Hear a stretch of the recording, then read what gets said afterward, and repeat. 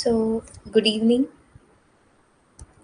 നമ്മൾ ലാസ്റ്റ് ക്ലാസ്സുകളിൽ developmental theories ആയിരുന്നു ഡിസ്കസ് ചെയ്തിട്ടുണ്ടായിരുന്നത്. സിഗ്മണ്ട് ഫ്രോയിഡിന്റെ തിയറിയും അതുപോലെ തന്നെ എറിക് എറിക്സിന്റെ തിയറിയും ഡിസ്കസ് ചെയ്തിട്ടുണ്ടായിരുന്നു. സോ അത് റിലേറ്റഡ് ആയിട്ടുള്ള ക്വസ്റ്റ്യൻസ്, ഇമ്പോർട്ടൻ്റ് ആയിട്ടുള്ള ക്വസ്റ്റ്യൻസ് നമുക്ക് അടുത്ത ക്ലാസ്സിൽ ഡിസ്കസ് ചെയ്യാമെന്ന് പറഞ്ഞിട്ടുണ്ടായിരുന്നു.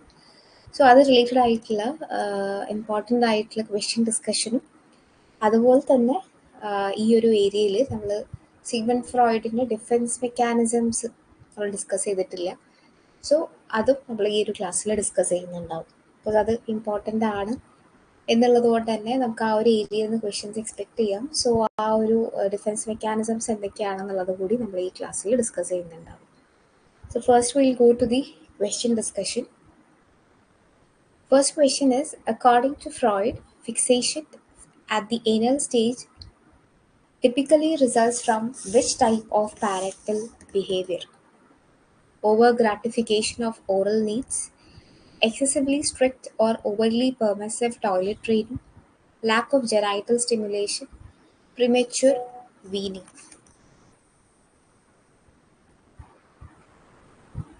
Okay, so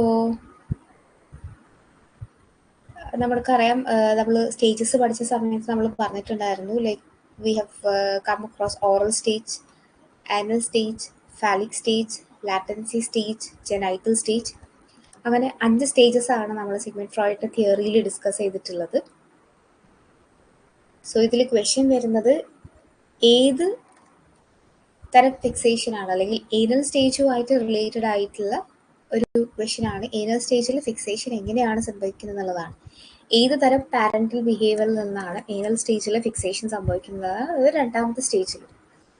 സോ ബേസിക്കലി അതിൻ്റെ കറക്റ്റ് ആൻസർ എന്ന് പറയുന്നത് option B, that is excessively strict or overly permissive toilet training. First stage നമ്മുടെ ഓറൽ സ്റ്റേജ് ആണ്, ദാറ്റ് ഇസ് മൗത്തിലൂടെ ഗ്രാറ്റിഫിക്കേഷൻ കിട്ടുന്ന സ്റ്റേജാണ് ഓറൽ സ്റ്റേജ് എന്ന് പറയുന്നത്. രണ്ടാമത്തെ സ്റ്റേജ് ഏനൽ സ്റ്റേജ് ആണ്. അവിടെ കുട്ടി ഫിറ്റസ് കൺട്രോൾ ചെയ്യുന്നത് ത്രൂ ആണ് പ്ലഷർ കണ്ടെത്തുന്നത് പറഞ്ഞിട്ടുണ്ടായിരുന്നു. സോ കുട്ടിക്ക് കൃത്യമായിട്ടുള്ള ടോയ്ലറ്റ് ട്രെയിനിങ് കൊടുക്കുക എന്നുള്ളത് ഇമ്പോർട്ടൻ്റ് ആണ്. ഭയങ്കര സ്ട്രിക്റ്റ് ആയിട്ടുള്ള ടോയ്ലറ്റ് ട്രെയിനിങ് കൊടുത്താലും പ്രശ്നമാണ്. വളരെ ഓവർലി പെർമസീവ് ആയിട്ടുള്ള ലീനിയൻ്റ് ആയിട്ടുള്ള ടോയ്ലറ്റ് ട്രെയിനിങ്ങും ഭയങ്കര പ്രശ്നമാണ്. സോ ഇതാണ് ബേസിക്കലി ഫിക്സേഷനിലേക്ക് ലീഡ് ചെയ്യുന്നത്. Now coming to the second question. The Oedipus complex primarily emerges during which Freud stage? Oedipus complex ഏത് സ്റ്റേജിലാണ് ബേസിക്കലി നമുക്ക് കാണാൻ പറ്റുക എന്നുള്ളതാണ്. സോ ബേസിക്കലി നമുക്കറിയാം, ഈ പറയുന്ന പോലെ ഓറൽ സ്റ്റേജിൽ ഇറ്റ്സ് ലൈക്ക് മൗത്തിലൂടെ ഗ്രാറ്റിഫിക്കേഷൻ കിട്ടുന്ന സ്റ്റേജാണ്. ഏനൽ സ്റ്റേജിൽ നമ്മൾ പറഞ്ഞു 1.5 to 3 years കുട്ടി ടോയ്ലറ്റ് ട്രെയിനിങ് കൃത്യമായിട്ട് സെറ്റ് ആവുന്ന ഒരു ടൈം പീരീഡാണ്. 3 to 6 years ആ ഒരു ടൈം പീരീഡിലാണ് നമ്മൾ ഈ പറയുന്ന പോലെ 3 to 6 years എന്ന് പറയുന്ന ടൈം പീരീഡിലാണ് ബോയ്സിനാണെങ്കിൽ മദറിനോട് സെക്ഷൽ അട്രാക്ഷൻ ഫീൽ ചെയ്യുന്നു, ഗേൾസിനാണെങ്കിൽ ഫാദേഴ്സിനോട് സെക്ഷൽ അട്രാക്ഷൻ ഫീൽ ചെയ്യുന്നു എന്ന് പറയുന്ന stage. So that is option C, that is phallic stage. Phallic സ്റ്റേജിൽ മൂന്നാമത്തെ സ്റ്റേജിലാണ് ബോയ്സിനാണെങ്കിൽ മദറിനോട് ഒരു സെക്ഷൽ അട്രാക്ഷൻ തോന്നുന്നു എന്നുള്ളതും ഗേൾസിനാണെങ്കിൽ ഫാദറിനോട് ഒരു സെക്ഷൽ അട്രാക്ഷൻ തോന്നുകയും ചെയ്യുന്ന സ്റ്റേജ്. സോ ഇഡിപ്പസ് കോംപ്ലക്സ് നമുക്ക് ആ ഒരു സ്റ്റേജിലാണ് കാണാൻ പറ്റുക. That is option C, phallic stage. ബോയ്സിന് മദറിനോടുള്ള സെക്ഷൽ അട്രാക്ഷനെയാണ് ഇഡിപ്പസ് കോംപ്ലക്സ് എന്ന് പറയുന്നത്. ഗേൾസിന് ഫാദേഴ്സിനോടുള്ള സെക്ഷൽ അട്രാക്ഷനെയാണ് ഇലക്ട്ര കോംപ്ലക്സ് എന്ന് ബേസിക്കലി പറയാം. Okay, next question. Freud's concept of primary process thinking is most characteristic of which part of personality? നമ്മൾ സിഗ്മണ്ട് ഫ്രോയിഡിന്റെ തിയറി ഡിസ്കസ് ചെയ്ത സമയത്ത് പറഞ്ഞിട്ടുണ്ടായിരുന്നു, പേഴ്സണാലിറ്റിയിൽ 3 ഭാഗങ്ങളുള്ളതായിട്ടാണ് പറയുന്നത്. That is id, ego, super ego. Okay, so id എന്ന് പറയുന്നത് നമ്മളെ എടുത്തു ചാടി തീരുമാനങ്ങൾ എടുക്കാൻ വേണ്ടിയിട്ട്, അല്ലെങ്കിൽ അതിൻ്റെ പിന്നിലുള്ളത് ഇഡാണ്. എല്ലാത്തിനെയും ബാലൻസ് ചെയ്യാൻ ഹെൽപ്പ് ചെയ്യുന്നത് ഈഗോ ആണ്. ആൻഡ് ഒരു മൊറാലിറ്റി പ്രിൻസിപ്പിളിൽ കാര്യങ്ങൾ കാണാൻ ശ്രമിക്കുന്നത് സൂപ്പർ ഈഗോ ആണ്. So which part of the personality is most concerned with primary process thinking. Primary process thinking എന്ന് പറഞ്ഞാൽ വളരെ എടുത്തു ചാടികളിലേക്ക് വളരെ ബേസിക് ആയിട്ടുള്ള എന്തെങ്കിലും നമുക്ക് തോന്നിക്കഴിഞ്ഞാൽ പെട്ടെന്ന് അതൊരു തീരുമാനം എടുക്കുക, ആ രീതിയിൽ നമ്മളെ പ്രേരിപ്പിക്കുന്നത് പേഴ്സണാലിറ്റിയുടെ ഏത് ഭാഗമാണെന്നുള്ളതാണ് ചോദിച്ചിട്ടുള്ളത്. So that is option C, it ആണ് കറക്റ്റ് ആയിട്ടുള്ള ആൻസർ. ഈഗോ നമുക്കറിയാം എല്ലാ കാര്യങ്ങളും വെയ് ചെയ്ത് റിയാലിറ്റി എന്താണെന്ന് മനസ്സിലാക്കിയിട്ടാണ് തീരുമാനങ്ങൾ എടുക്കുന്നത്. സൂപ്പർ ഈഗോ കുറച്ചും കൂടി ലൈക്ക് മൊറാലിറ്റി ബേസിസിലാണ് തീരുമാനങ്ങൾ എടുക്കുന്നത്. എടുത്തു ചാടി തീരുമാനങ്ങൾ എടുക്കൽ വളരെ പ്രൈമറി ആയിട്ടുള്ള ഒരു തിങ്കിങ്ങിന്റെ മുകളിൽ വർക്ക് ചെയ്യുന്നത് basically it is id. Okay, next is which is true about the latency stage. Latency സ്റ്റേജിനെ കുറിച്ച് ഇതിൽ കറക്റ്റ് ആയിട്ടുള്ള സ്റ്റേറ്റ്മെന്റ് ഏതാണ്? Sexual impulses are dormant and energy is channeled into learning, characterized by oral pleasures, conflicts around power and authority, conflict between autonomy and shame. Three options are. So we know oral stage, anal stage, phallic stage, latency and genital. So basically നാലാമത്തെ സ്റ്റേജാണ് നമ്മുടെ latency stage എന്ന് പറയുന്നത്. Latency സ്റ്റേജിൽ നമുക്കറിയാം ആ ഒരു സ്റ്റേജിൽ എറോജീനിയസ് സോണായിട്ട് നമുക്ക് പ്രത്യേകിച്ച് അങ്ങനെ ഒരു എറോജീനിയസ് സോണായിട്ട് പറയാൻ പറ്റില്ല. ബിക്കോസ് സെക്ഷൽ ഇമ്പൾസസ് അവിടെ കുറച്ചുകൂടി ഡോർമെൻ്റ് ആണ്. സെക്ഷൽ ഇമ്പൾസസ് അവിടെ കുറച്ചുകൂടി ലോ ആണെന്നതാണ് സിഗ്മണ്ട് ഫ്രോയിഡ് പറയുന്നത്. ഇഫ് ഇറ്റ് ഇസ് ബോയ്, അവർ അതേ സെക്സിലുള്ള ഫ്രണ്ട്സിനെ ആയിട്ടുള്ള കണക്ഷൻസ് ആയിരിക്കും കൂടുതൽ. If it's a girl, same സെക്സിലുള്ള ഫ്രണ്ട്ഷിപ്സിനായിരിക്കും കൂടുതൽ ഫോക്കസ് കൊടുക്കുന്നത്. സോ അങ്ങനെ സെക്ഷൽ ആയിട്ടുള്ള ഇമ്പൾസസ് വളരെ ഡോർമെൻ്റ് ആയിരിക്കും. ആൻഡ് കൂടുതലായിട്ട് നമ്മൾ ലേൺ ചെയ്യുക സ്കൂളിങ്ങിൻ്റെ കുറച്ച് വർഷങ്ങളൊക്കെയാണ്. സോ അവിടെ നമ്മൾ ഫ്രണ്ട്സിനെ കണ്ടെത്തുക, സെയിം സെക്സ് ഫ്രണ്ട്സിനെ കണ്ടെത്തുക എന്നുള്ളതൊക്കെയാണ് ബേസിക്കലി കൂടുതൽ പ്രയോറിറ്റൈസ് ചെയ്യപ്പെടുന്നത് എന്നുള്ളതാണ് പറയുന്നത്. So it's option A, which is sexual impulses are dormant and energy is channelled into learning. Coming to option B, characterised by oral pleasures, അത് ഓറൽ സ്റ്റേജിലാണ്. Conflicts around power and authority, അത് ഇത് appropriate അല്ല. Conflict between autonomy and shame is also not related to Freud's theory.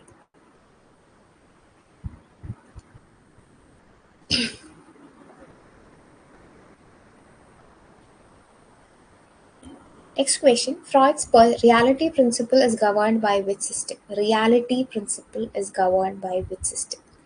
It, ego, superego, unconscious. Reality principle നമുക്കറിയാം. ഇത് എന്ന് പറയുന്നത് pleasure പ്രിൻസിപ്പിളാണ്. നമുക്ക് എന്താണോ അപ്പം വേണം തോന്നുന്നത് ആ ഒരു പ്ലഷർ സീക്കിംഗ് ആയിട്ട് അല്ലെങ്കിൽ പ്ലഷറിൻ്റെ മുകളിൽ വർക്ക് ചെയ്യുന്ന പ്ലഷർ പ്രിൻസിപ്പിളിൻ്റെ മുകളിൽ വർക്ക് ചെയ്യുന്നതാണ് ഇത് എന്ന് പറയുന്നത്.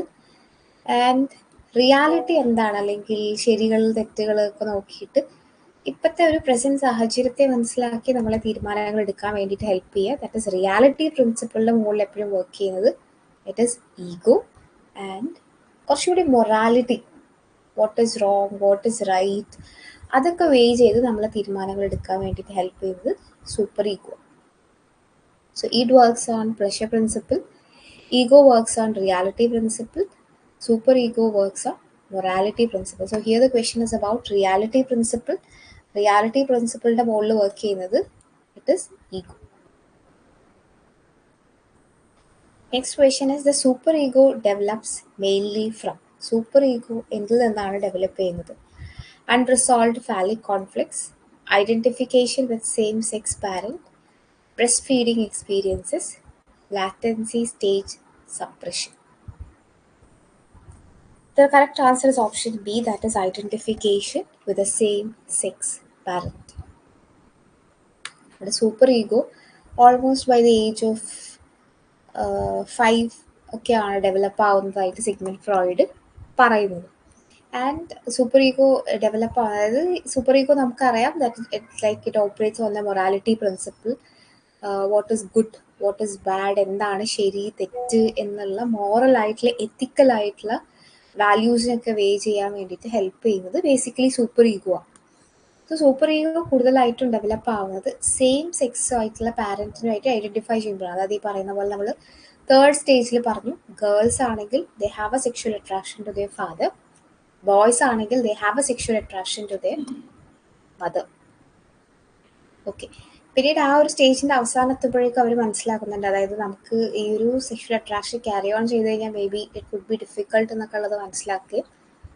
അതുപോലെ തന്നെ സെയിം സെക്സുമായിട്ടുള്ള, അല്ലെങ്കിൽ ഇപ്പോൾ ആൺകുട്ടിയാണെങ്കിൽ ഫാദറിനെ പോലെ ആവാൻ വേണ്ടിയിട്ട് ശ്രമിക്കുന്നു, പെൺകുട്ടിയാണെങ്കിൽ മദറിനെ പോലെ ആവാൻ വേണ്ടിയിട്ട് ശ്രമിക്കുന്നു എന്നുള്ള ഒരു സെയിം സെക്സ് പാരൻറ്റുമായിട്ടുള്ള ഐഡൻറ്റിഫിക്കേഷൻ ആണ് ബേസിക്കലി സൂപ്പർ ഈഗോ ഡെവലപ്പ് ആവുന്നത്. Okay, so super ego basically develops from identification with same sex parent. അതാണ് correct answer. That is option B. അതായത് ഓർത്ത് വെക്കുക, നമ്മുടെ തേർഡ് സ്റ്റേജിലാണ് ഈ പറയുന്ന ഓപ്പോസിറ്റ് സെക്സിനോടുള്ള അട്രാക്ഷൻ തോന്നുന്നത്.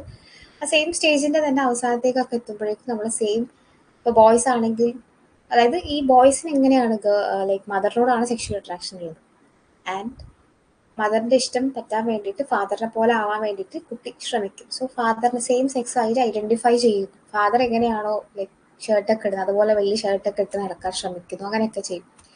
സിമിലർലി ഇഫ് ഇറ്റ്സ് ഗേൾ, അവർ അമ്മനെ പോലെ ആവാൻ ശ്രമിക്കും, ലൈക്ക് അമ്മ സാരി ഉടുക്കുന്ന പോലെയൊക്കെ. So what ever it is, ആ സെയിം സെക്സുമായിട്ടുള്ള ഒരു ഐഡൻറ്റിഫിക്കേഷൻ ആണ് ബേസിക്കലി സൂപ്പർ ഈഗോൻ്റെ ഡെവലപ്മെൻറ്റിന് വേണ്ടിയിട്ട് help ചെയ്യുന്നതെന്നുള്ളതാണ്. A person who is excessively rigid, perfectionist, and controlling is most likely to fixated at oral stage, anal stage, phallic stage, and latency stage. Okay, so over there the right answer is, നമ്മൾ ഏത് സ്റ്റേജിൽ ഫിക്സേറ്റഡ് ആകുമ്പോഴാണ് ഭയങ്കര rigid ആവുക, പെർഫെക്ഷനിസ്റ്റിക് ആവുക, അത് second സ്റ്റേജിലാണ്. That is anal സ്റ്റേജിൽ. ഭയങ്കര എക്സസീവ് ആയിട്ടുള്ള സ്ട്രിക്റ്റ് ആയിട്ടുള്ള ടോയ്ലറ്റ് ട്രെയിനിങ് ആണ് നമ്മൾ കുട്ടികൾക്ക് കൊടുക്കുന്നതെങ്കിൽ അവർക്ക് ഭയങ്കര പേടിയായിരിക്കും റൂൾസ് ബ്രേക്ക് ചെയ്യാനൊക്കെ. അപ്പോൾ അവർ മുതിർത്ത ആളുകളാവുന്ന സമയത്ത്, അഡൾട്ട് പേഴ്സണാലിറ്റീസ് ആവുന്ന സമയത്ത് ഈ പറയുന്ന പോലെ റൂൾസ് ബ്രേക്ക് ചെയ്യാൻ ഭയങ്കര പേടിയായിരിക്കും. എല്ലാ കാര്യങ്ങളും പെർഫെക്റ്റ് ആയിട്ട് മാത്രമേ ചെയ്യുള്ളൂ. ഭയങ്കര റിജിഡ് ആയിരിക്കും. ഒന്നിൽ നിന്നും ഒരു എന്താ പറയുക, ലൈക്ക് പിന്നിലേക്ക് നിൽക്കാൻ വേണ്ടിയിട്ട് അവർക്ക് പറ്റില്ല. ലൈക്ക് എല്ലാ കാര്യങ്ങളും അവർ വിചാരിക്കുന്ന പോലെ നടക്കണം. ഭയങ്കര പെർഫെക്ഷനിസ്റ്റിക് ആയിരിക്കും. എല്ലാത്തിലും ഭയങ്കര ഒരു എന്താ പറയുക, ഭയങ്കരമായിട്ടുള്ള വൃത്തി സാധനങ്ങൾ. ബിക്കോസ് അവർക്ക് ആ തരത്തിലായിരിക്കും കുട്ടികളായ സമയത്ത് ടോയ്ലറ്റ് ട്രെയിനിങ് കൊടുത്തിട്ടുണ്ടാവുക. ലൈക്ക് ഭയങ്കര സ്ട്രിക്റ്റ് ആയിട്ട് അവിടെ ചെയ്യാൻ പാടില്ല, ഇവിടെ ചെയ്യാൻ പാടില്ല എന്നൊക്കെ പറഞ്ഞിട്ട്. സോ അതുകൊണ്ടാണ് ബേസിക്കലി ഈ ഒരു പെർഫെക്ഷനിസ്റ്റിക് ബിഹേവിയർ, അല്ലെങ്കിൽ ഭയങ്കര കൺട്രോളിങ് ആയിട്ടുള്ള എക്സസീവ്ലി റിജിഡ് ആയിട്ടുള്ള ബിഹേവിയർ നമുക്ക് വരുന്നതെന്ന് പ്രതീക്ഷിക്കാൻ പറ്റും, അല്ലെങ്കിൽ നമുക്ക് കാണാൻ പറ്റും.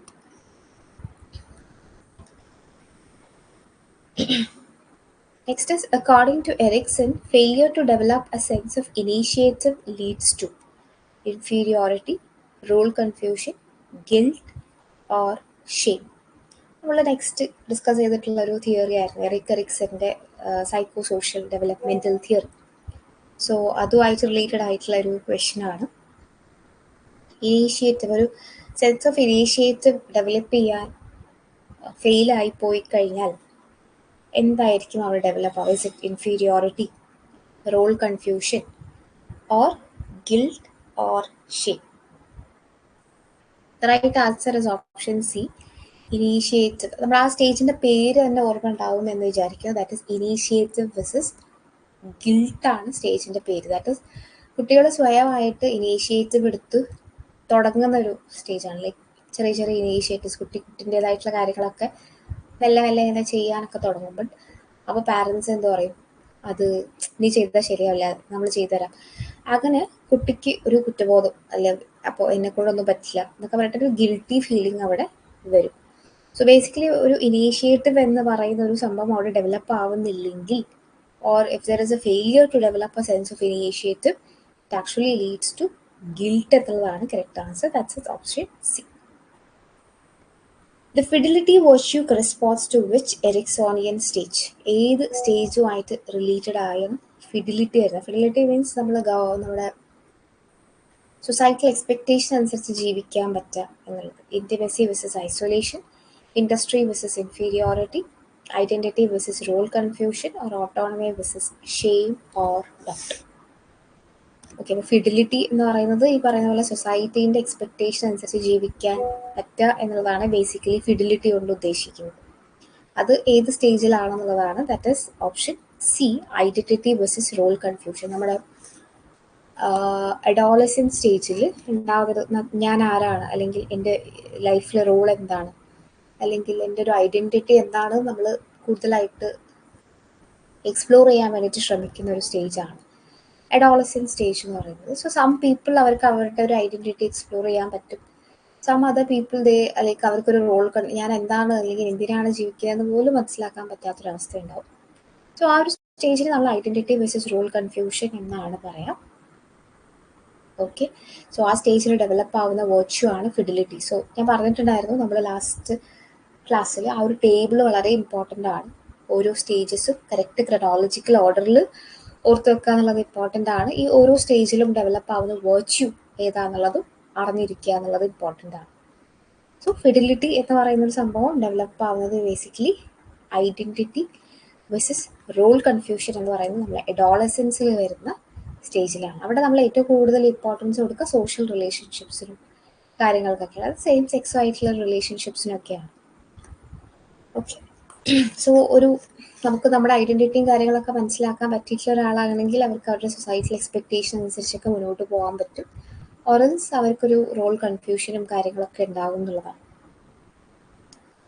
Next is, a person in the middle adulthood struggling to contribute to future generations is experiencing conflict in which stage? നമ്മൾ മിഡിൽ അഡൾട്ട്ഹുഡിൽ അനുഭവിക്കുന്ന ഒരു കോൺഫ്ലിക്റ്റ് എന്താണ്, അല്ലെങ്കിൽ ആ ഒരു കോൺഫ്ലിക്റ്റ് ബേസിക്കലി നമുക്ക് like it is related to which type of conflict. അതുപോലെ തന്നെ നമുക്ക് ഫ്യൂച്ചർ ജനറേഷൻസിന് വേണ്ടിയിട്ടൊന്നും ചെയ്യാൻ പറ്റുന്നില്ലല്ലോ എന്നുള്ളൊരു സംഭവം. Is it initiative versus guilt, generativity versus stagnation, integrity versus despair, or industry versus inferiority? Okay, the right answer over here is generativity versus stagnation. അതായത് ഒരു middle അഡൾട്ട്ഹുഡിലൊക്കെ എത്തുന്ന സമയത്ത് നമുക്ക് ഏറ്റവും കൂടുതൽ ഉണ്ടാകുന്ന ഒരു പ്രശ്നം എന്ന് പറയുന്നത് ബേസിക്കലി ഈ പറയുന്ന പോലെ ഈ ഒരു സ്റ്റേജിൽ എല്ലാവരും ശ്രമിക്കുക ഫ്യൂച്ചർ ജനറേഷൻസിന് എന്തെങ്കിലും ഇപ്പോൾ ഒരു പാർക്ക് ബിൽഡ് ചെയ്യുകയോ അങ്ങനെ ഫ്യൂച്ചർ ജനറേഷൻസിൽ എന്തെങ്കിലും പോസിറ്റീവായിട്ടുള്ള കാര്യങ്ങൾ ചെയ്തു കൊടുക്കുക എന്നൊക്കെയുള്ളതായിരിക്കും ആ ഒരു സമയത്തുണ്ടാകുന്ന ആഗ്രഹം എന്ന് പറയുന്നത്. ചില ആളുകൾക്ക് അത് കറക്റ്റായിട്ട് ചെയ്യാൻ പറ്റും, ചില ആളുകൾക്ക് അത് ചെയ്യാൻ പറ്റില്ല. അത് ഫ്യൂച്ചർ ജനറേഷൻ എന്ന് പറയുന്നത് മക്കളാവാം, സൊസൈറ്റിക്ക് വേണ്ടിയിട്ട് എന്തെങ്കിലും ചെയ്യുക എന്നുള്ളതൊക്കെ ആവാം, മക്കളൊരു വെൽ പ്ലേസ്ഡ് ആക്കുക എന്നൊക്കെയുള്ളത് ഈ ഒരു സ്റ്റേജിൽ വരുന്ന ആഗ്രഹമാണ്. അത് കറക്റ്റായിട്ട് ചെയ്യാൻ പറ്റിക്കഴിഞ്ഞാൽ they have a sense of generativity, അതല്ലെങ്കിൽ they have a sense of stagnation. So the right answer is option B, generativity versus stagnation എന്നുള്ളതാണ് correct answer. Then coming to the next question, according to Erikson, will is a core virtue of which stage? will എന്ന് പറയുന്നൊരു സംഭവം ഏത് സ്റ്റേജിലാണ് develop ആകുന്നത്, ഏത് സ്റ്റേജിൽ virtue ആണ്, അല്ലെങ്കിൽ ഏത് സ്റ്റേജിൽ ഈഗോ സ്ട്രെങ്ത് ആണ് will എന്ന് പറയുന്നത്? Autonomy versus shame or doubt, trust versus mistrust, initiative versus guilt, or industry versus inferiority? Okay, ഏത് സ്റ്റേജിലാണ് വിൽ എന്ന് പറയുന്ന വേർച്യു ഡെവലപ്പ് ആവുന്നത് എന്നുള്ളതാണ് ചോദ്യം വരുന്നത്. Okay, so as we have discussed, will എന്ന് പറയുന്ന വേർച്യു ബേസിക്കലി ഡെവലപ്പ് ആവുന്നത് it is autonomy versus shame or ഡപ്റ്റ് എന്നുള്ളതാണ്. അതായത് ഇപ്പോൾ തേർഡ് സ്റ്റേജിലേക്കൊക്കെ എത്തുന്ന സമയത്ത് കുട്ടി കുറച്ചും കൂടി സ്റ്റോറി ടെല്ലിംഗ് ആണെങ്കിലും അല്ലെങ്കിൽ കുറച്ചും കൂടി ഇനീഷ്യേറ്റീവ് എടുത്ത് പല പല പല കാര്യങ്ങളും ഒറ്റയ്ക്ക് ഓട്ടോണമസ് ആയിട്ട് ചെയ്യാൻ തുടങ്ങും. അപ്പോൾ കുട്ടിയുടേതായിട്ടുള്ള ഒരു രീതിയിൽ വിടുക, അല്ലെങ്കിൽ കുട്ടി സ്വയം ഇനീഷ്യേറ്റീവ് എടുത്ത് ചെയ്യാൻ പറ്റുന്ന കാര്യങ്ങൾ ചെയ്യട്ടെ എന്ന് വിചാരിക്കുക എന്നതാണ് basically what we have to do. Okay, അങ്ങനെ ആയിക്കഴിഞ്ഞാൽ like the child will have a sense of എന്താ പറയുക, ഓട്ടോണമി ആയിരിക്കും ഉണ്ടാവുക. or else a child would develop shame or doubt. Okay, ഈ ഒരു അവസ്ഥയായിരിക്കും ബേസിക്കലി ഉണ്ടാവുക. സോ ഈ പറയുന്ന പോലെ കുട്ടിയോട് പറയാണ് ഇത് പറ്റില്ല, അങ്ങനെ ചെയ്യരുത്, ഇത് ചെയ്യരുത്, അത് ശരിയല്ല എന്നൊക്കെ പറഞ്ഞിട്ട് കുട്ടീനെ ഭയങ്കരമായിട്ട് റെസ്ട്രിക്റ്റ് ചെയ്ത് കഴിഞ്ഞാൽ ഷെയിം ഓർ ഡപ്റ്റ് ആയിരിക്കും ഉണ്ടാവുക. അപ്പോൾ ആ ഒരു സ്റ്റേജ് കൃത്യമായിട്ട് ലൈക്ക് കുട്ടിക്ക് ഓട്ടോണമസ് ആയിട്ട് പോകാൻ പറ്റുന്നുണ്ടെങ്കിൽ കുട്ടിക്ക് നല്ല വിൽ പവറും ആ ഒരു സ്റ്റേജിലാണ് ഡെവലപ്പ് ആവുന്നത്. So will is related to the stage autonomy versus shame or doubt. Which situation best represents a success in the intimacy versus isolation stage? Okay, നമുക്കറിയാം ഇതൊരു ഏർലി അഡൾട്ട്ഹുഡിൽ വരുന്ന സ്റ്റേജാണ് ഇൻറ്റിമസി വേഴ്സസ് ഐസൊലേഷൻ. അപ്പം അതിൻ്റെ ഒരു അതിൽ സക്സസ് ആയിട്ടുള്ള ഒരാളുടെ ക്യാരക്ടറിസ്റ്റിക് എന്തായിരിക്കും, സിറ്റുവേഷൻ എന്തായിരിക്കും? Is it forming a stable romantic relationship, developing trust in caregivers, becoming a productive worker, or guiding the next generation? Okay, so intimacy versus isolation സ്റ്റേജിൽ successful ആയിട്ടുള്ള ഒരാളുടെ ക്യാരക്ടറിസ്റ്റിക് എന്ന് പറയുന്നത് നമുക്ക് ഏർലി അഡൾട്ട്ഹുഡ്, അതായത് ആ ഒരു അഡോളസൻസ് ടൈം പീരീഡ് ഒക്കെ കഴിഞ്ഞിട്ട് വരുന്നൊരു സ്റ്റേജാണ് basically intimacy versus isolation. So ആ ഒരു സ്റ്റേജിൽ കൃത്യമായിട്ട് സക്സീഡ് ചെയ്തിട്ടുള്ള ഒരാളാണെങ്കിൽ അവിടെ ഉണ്ടാവുന്നത് forming a stable romantic relationship എന്നുള്ളതാണ്. അതല്ല അവിടെ തോറ്റുപോയിട്ടുള്ള അല്ലെങ്കിൽ ഐസൊലേഷൻ എന്ന് പറയുന്ന ഒരു ഇതിലേക്കാണ് പോയിട്ടുള്ളതെങ്കിൽ റിലേഷൻഷിപ്സ് ഫോം ചെയ്യാൻ ഭയങ്കര ഡിഫിക്കൽട്ട് ആയിട്ടുള്ള ഒരു അവസ്ഥയിലായിരിക്കും ഉണ്ടാവുക. So here the question is about which situation best represents a success in the intimacy versus isolation stage ആണ്. സോ സക്സസ് എന്ന് പറയുമ്പോൾ it's forming a stable romantic relationship എന്നുള്ളതാണ് കറക്റ്റ് ആയിട്ടുള്ള answer. Okay, coming to the next question.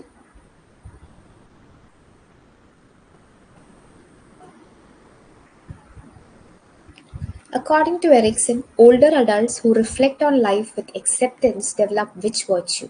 Love, hope, fidelity, wisdom. അതായത് നമ്മൾ വയസ്സാവുന്ന സമയത്ത് almost about 60 above 65+ ആവുന്ന സമയത്ത് എറിക്സൺ പറയുന്ന ഒരു സ്റ്റേജ് എന്ന് പറയുന്നത് it is integrity versus despair. നമ്മൾ തിരിച്ച് ലൈഫിനെ ആലോചിക്കുന്ന ഒരു സ്റ്റേജാണ് ഇൻറ്റഗ്രിറ്റി വെസസ് ഡിസ്പയർ. ഒരാൾക്ക് തോന്നുകയാണ് നമ്മുടെ ലൈഫ് വളരെ ഹാപ്പി ആയിട്ട് നമ്മൾ ജീവിച്ചു, അല്ലെങ്കിൽ വളരെ പ്രൊഡക്റ്റീവായിട്ട് നമ്മളത് സ്പെൻഡ് ചെയ്തു എന്നൊക്കെ തോന്നിക്കഴിഞ്ഞാൽ obviously what develops is integrity. അതല്ലെങ്കിൽ നമുക്ക് തോന്നുകയാണ് നമ്മൾ മഹാ തോൽവിയായിരുന്നു, ഈ തോൽവിയായിരുന്നു, അവിടെ ഞാൻ അങ്ങനെ ചെയ്യാൻ പാടില്ലായിരുന്നു എന്നൊക്കെ തോന്നിയിട്ട് ഭയങ്കര സങ്കടപ്പെട്ടിരിക്കുന്ന അവസ്ഥയാണെങ്കിൽ ഇറ്റ് ലീഡ്സ് ടു ഡെസ്പെയർ. അപ്പോൾ ആ ഒരു സ്റ്റേജിൽ ബേസിക്കലി ഡെവലപ്പ് ആവുന്നൊരു വെർച്യു എന്ന് പറയുന്നത് ഇറ്റ് ഈസ് ബേസിക്കലി വിസ്ഡം. വിസ്ഡമാണ് ആ സ്റ്റേജിൽ ഡെവലപ്പ് ആവുന്ന ego strength or virtue. So the right answer over there is option D, that is wisdom. Next one, Erikson's theory differs from Freud's chiefly because Erikson emphasizes sexual energy over social factors, believes development stops after adolescence, emphasizes psychosocial rather than psychosexual stages, focuses only on childhood. Okay, so ഇതിൽ ഈ പറയുന്ന പോലെ നമ്മുടെ ചോദ്യം ഫ്രോയിഡിന്റെ തിയറിയിൽ നിന്നും എങ്ങനെയാണ് എറിക്സന്റെ തിയറി ഡിഫറെൻ്റ് ആവുന്നത്? ഇസ് ഇറ്റ് ബിക്കോസ് എറിക്സൺ കൂടുതൽ സെക്ഷൽ എനർജിനെയാണോ ഫോക്കസ് ചെയ്യുന്നത്, or is it Erikson adolescence കഴിഞ്ഞ ഡെവലപ്മെന്റ് സ്റ്റോപ്പ് ചെയ്യും, അല്ലെങ്കിൽ അഡോളസൻസ് വരെ ഉള്ളൊരു സ്റ്റേജസ് ആണോ പറയുന്നത്, or is it Erikson emphasizes psychosocial rather than psychosexual stages, or is it focuses on childhood? So Erikson കൂടുതലായിട്ടും സൈക്കോ സോഷ്യൽ ഫാക്ടേഴ്സിനാണ് ഇമ്പോർട്ടൻസ് കൊടുക്കുന്നത് rather than psycho sexual stages. So over there the right answer is option C, emphasizes psycho social rather than psycho sexual stages എന്നുള്ളത്. So that is option C, emphasizes psycho social rather than psycho sexual stages. അതായത് Sigmund Freud കുറച്ചുകൂടി sexual ആയിട്ടുള്ള ആസ്പെക്ട്സിനായിരുന്നു importance കൊടുത്തിട്ടുണ്ടായിരുന്നെങ്കിൽ Erikson കുറച്ചുകൂടി psychological and social ഫാക്ടേഴ്സിനാണ് ഡെവലപ്മെന്റിൽ കൂടുതൽ റെലവൻസ് കൊടുക്കുന്നത് എന്നുള്ളതാണ്. So the right answer over there is option C. Okay, next question. A child who feels inferior compared to peers is struggling at which stage? Initiative versus guilt, autonomy versus shame, industry versus inferiority, or identity versus role confusion? നമ്മൾ പറഞ്ഞിട്ടുണ്ടായിരുന്നു ഈ ഒരു സ്റ്റേജിലാണ് parents എപ്പോഴും like അതേ peer ഗ്രൂപ്പിലുള്ള ആളെ വെച്ചിട്ട് കമ്പയർ ചെയ്യുക, അവർക്ക് ഇത്രയും മാർക്ക് കിട്ടി എനിക്ക് ഇത്രേ കിട്ടിയുള്ളൂ എന്നുള്ളൊരു സാധനം വരുന്നതൊക്കെ ഈ ഒരു സ്റ്റേജിലാണ്. സോ ഏത് സ്റ്റേജിലായിരിക്കും ഈ പറയുന്ന പോലെ ഒരു ഇൻഫീരിയോറിറ്റി, പിയർ ഗ്രൂപ്പിൽ വെച്ചിട്ടൊരു ഇൻഫീരിയോറിറ്റി ഒക്കെ ഫീൽ ചെയ്യുന്നത് എന്നുള്ളതാണ്. So that is option C, industry versus inferiority. Especially നമ്മുടെ സ്കൂളിംഗ് ഇയേഴ്സിലൊക്കെയാണ് ഈ ഒരു സ്റ്റേജ് നമുക്ക് കാണാൻ പറ്റുക എന്ന് പറഞ്ഞിട്ടുണ്ടായിരുന്നു. മെയിൻ ഈവൻറ്റ് ഓവർ ദെയർ സ്കൂളിൽ, അതായത് സ്കൂളിൽ നമ്മൾ ഈ പറയുന്ന പോലെ പല മാർക്ക് മേടിച്ചിട്ട് വരുന്ന സംഭവങ്ങൾ, ഈ ഒരു സിറ്റുവേഷൻസിലൊക്കെ basically how the parents respond is very important. Like അവിടെ നമ്മൾ പ്രൊമോട്ട് ചെയ്യുകയാണ്, കുട്ടികളെ റീഇൻഫോഴ്സ് ചെയ്യുകയാണെങ്കിൽ അവിടെ പോസിറ്റീവായിട്ടുള്ള ഇൻഡസ്ട്രി ആയിരിക്കും ഡെവലപ്പ് ആവുക. ഓറൽസ് ഈ പറയുന്ന പോലെ അവർക്ക് ഇൻഫീരിയർ, ഞാൻ എന്തോ കുറവുള്ള ഒരാളാണെന്നുള്ളൊരു ഫീലിംഗ് ആയിരിക്കും ഡെവലപ്പ് ആവുക. So the stage where the child is struggling with an inferiority related to peer group is industry versus inferiority.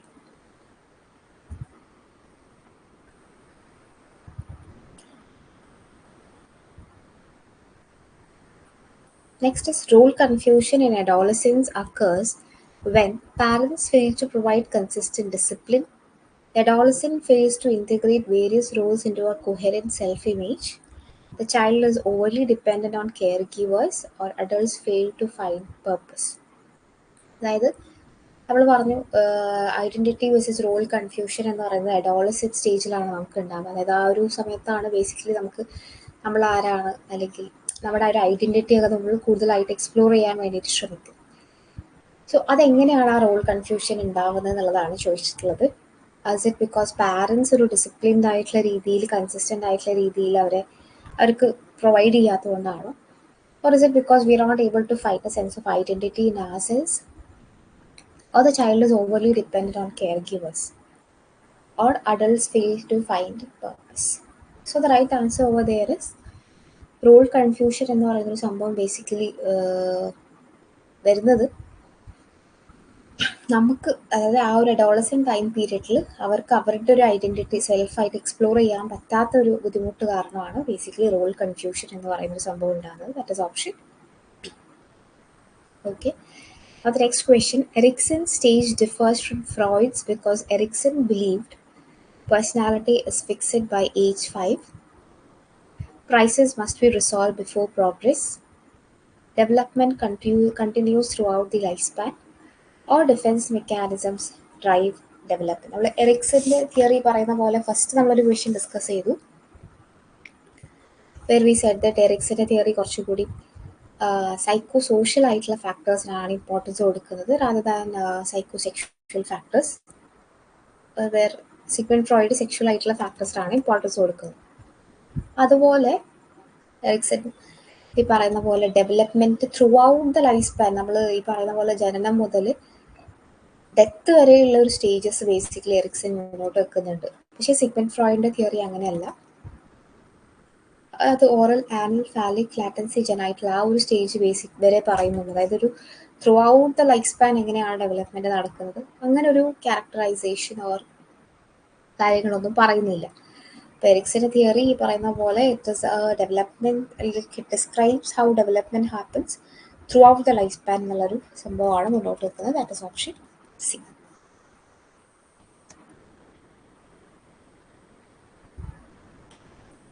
So these are the important questions related to എറിക്സന്റെ തിയറിയും സിഗ്മണ്ട് ഫ്രോയിഡിന്റെ തിയറിയും related ആയിട്ടുള്ള കുറച്ച് important ആയിട്ടുള്ള questions ആണ് നമ്മളിപ്പോൾ discuss ചെയ്തിട്ടുള്ളത്. അപ്പാർട്ട് ഫ്രം ദാറ്റ് നമ്മൾ പറഞ്ഞു സിഗ്മണ്ട് ഫ്രോയിഡിന്റെ തിയറിയുമായിട്ട് റിലേറ്റഡ് ആയിട്ടുള്ള കുറച്ച് ഡിഫെൻസ് മെക്കാനിസംസ് നമുക്ക് ഡിസ്കസ് ചെയ്യാനുണ്ട്. So will go into that.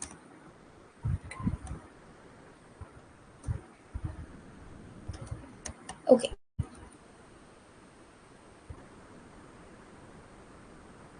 So Sigmund Freud കൃത്യമായിട്ട് ആൻസൈറ്റി എന്ന് പറയുന്ന കാര്യത്തെ ഡിസ്ക്രൈബ് ചെയ്യുന്നുണ്ട്. ഓക്കെ, ദാറ്റ് ഈസ് ഈ പറയുന്ന പോലെ ആളുകൾക്ക് പലതരത്തിലുള്ള ആൻസൈറ്റികൾ ഉണ്ടാവാം എന്നുള്ളൊരു ആസ്പെക്റ്റ് മുന്നോട്ട് വെക്കുന്നുണ്ട്. So basically he's talking about 3 types of anxiety. ഒന്ന് മോറൽ ആൻസൈറ്റി ആണ്, മറ്റത് ന്യൂറോട്ടിക് ആൻസൈറ്റി ആണ്, തേർഡ് ഇസ് റിയാലിറ്റി ആൻസൈറ്റി. ഇതിൽ തേർഡ് വൺ നമുക്കറിയാം, റിയാലിറ്റി ആൻസൈറ്റി, വളരെ റിയൽ ആയിട്ടുള്ള ഒരു ആൻസൈറ്റി. ഫോർ എക്സാമ്പിൾ, നമ്മളിപ്പോൾ റോഡിലൂടെ രാത്രി ഇരുട്ടിൽ ഇങ്ങനെ നടക്കുന്ന സമയത്ത് പട്ടി കടിക്കുമോ എന്നുള്ളൊരു പേടി, ലൈക്ക് വളരെ റിയലിസ്റ്റിക് ആണ്, ലൈക്ക് ഇറ്റ് ഹാപ്പൻസ്. സോ നമുക്കൊരു പേടി ഉണ്ടാവാം. ഓക്കെ, അതല്ലെങ്കിൽ നമ്മൾ എക്സാം എഴുതാൻ പോകുന്ന സമയത്ത് എക്സാം തോറ്റു പോവോ, വളരെ റിയലിസ്റ്റിക് ആണ്. There are chances that we might pass or we might fail. പഠിച്ചിട്ടില്ലെങ്കിൽ ഫെയിൽ ആവാൻ സാധ്യത വളരെ കൂടുതലാണ്. സോ അത് വളരെ റിയലിസ്റ്റിക് ആയിട്ടുള്ള ആൻസൈറ്റിയാണ്. സോ അതിനെയാണ് നമ്മൾ റിയാലിറ്റി ആൻസൈറ്റി എന്ന് പറയാം. That is fear of real world events. Okay, അത് നമുക്കതിൻ്റെ കോസ് ഈസിലി ഐഡൻറ്റിഫൈ ചെയ്യാൻ പറ്റും. ഈ പറയുന്ന പോലെ fear of a dog bite, അങ്ങനത്തെ കുറച്ച് കാര്യങ്ങളാണ് റിയാലിറ്റി ആൻസൈറ്റിയിൽ വരുന്നത്. Then we have moral anxiety. Moral anxiety എന്ന് പറയുന്നത് മോറൽ പ്രിൻസിപ്പിളിൻ്റെ അടിസ്ഥാനത്തിൽ നമുക്ക് ഉണ്ടാകുന്ന ഒരു ആൻസൈറ്റിയാണ്. അതായത് നമ്മളിപ്പോൾ ചില കാര്യങ്ങൾ ചെയ്യുന്ന സമയത്ത് അയ്യോ ഇത് തെറ്റാണല്ലോ, റിലീജിയൻ വൈസ് ഇത് തെറ്റാണല്ലോ, അല്ലെങ്കിൽ എൻ്റെ ഒരു ഞാൻ ഹോൾഡ് ചെയ്യുന്ന വാല്യൂസിനെതിരാണല്ലോ ഒക്കെ പറഞ്ഞിട്ട് നമ്മൾ ഹോൾഡ് ചെയ്യുന്ന മോറൽ പ്രിൻസിപ്പിൾസോ വാല്യൂസിൻ്റെ അടിസ്ഥാനത്തിൽ നമ്മൾ അത് വയലേറ്റ് ചെയ്യുന്നുണ്ടോ എന്ന് ആലോചിച്ചിട്ടുണ്ടാകുന്ന anxiety, that is moral anxiety. That is നമ്മൾ കൂടുതലായിട്ട് ഈ ശരി തെറ്റുകളെ കുറിച്ച് കൺസേൺഡ് ആവുന്ന കാരണം ഉണ്ടാവുന്ന ഒരു ആൻസൈറ്റിയാണ് മോറൽ ആൻസൈറ്റി എന്ന് പറയുന്നത്. ദെൻ വി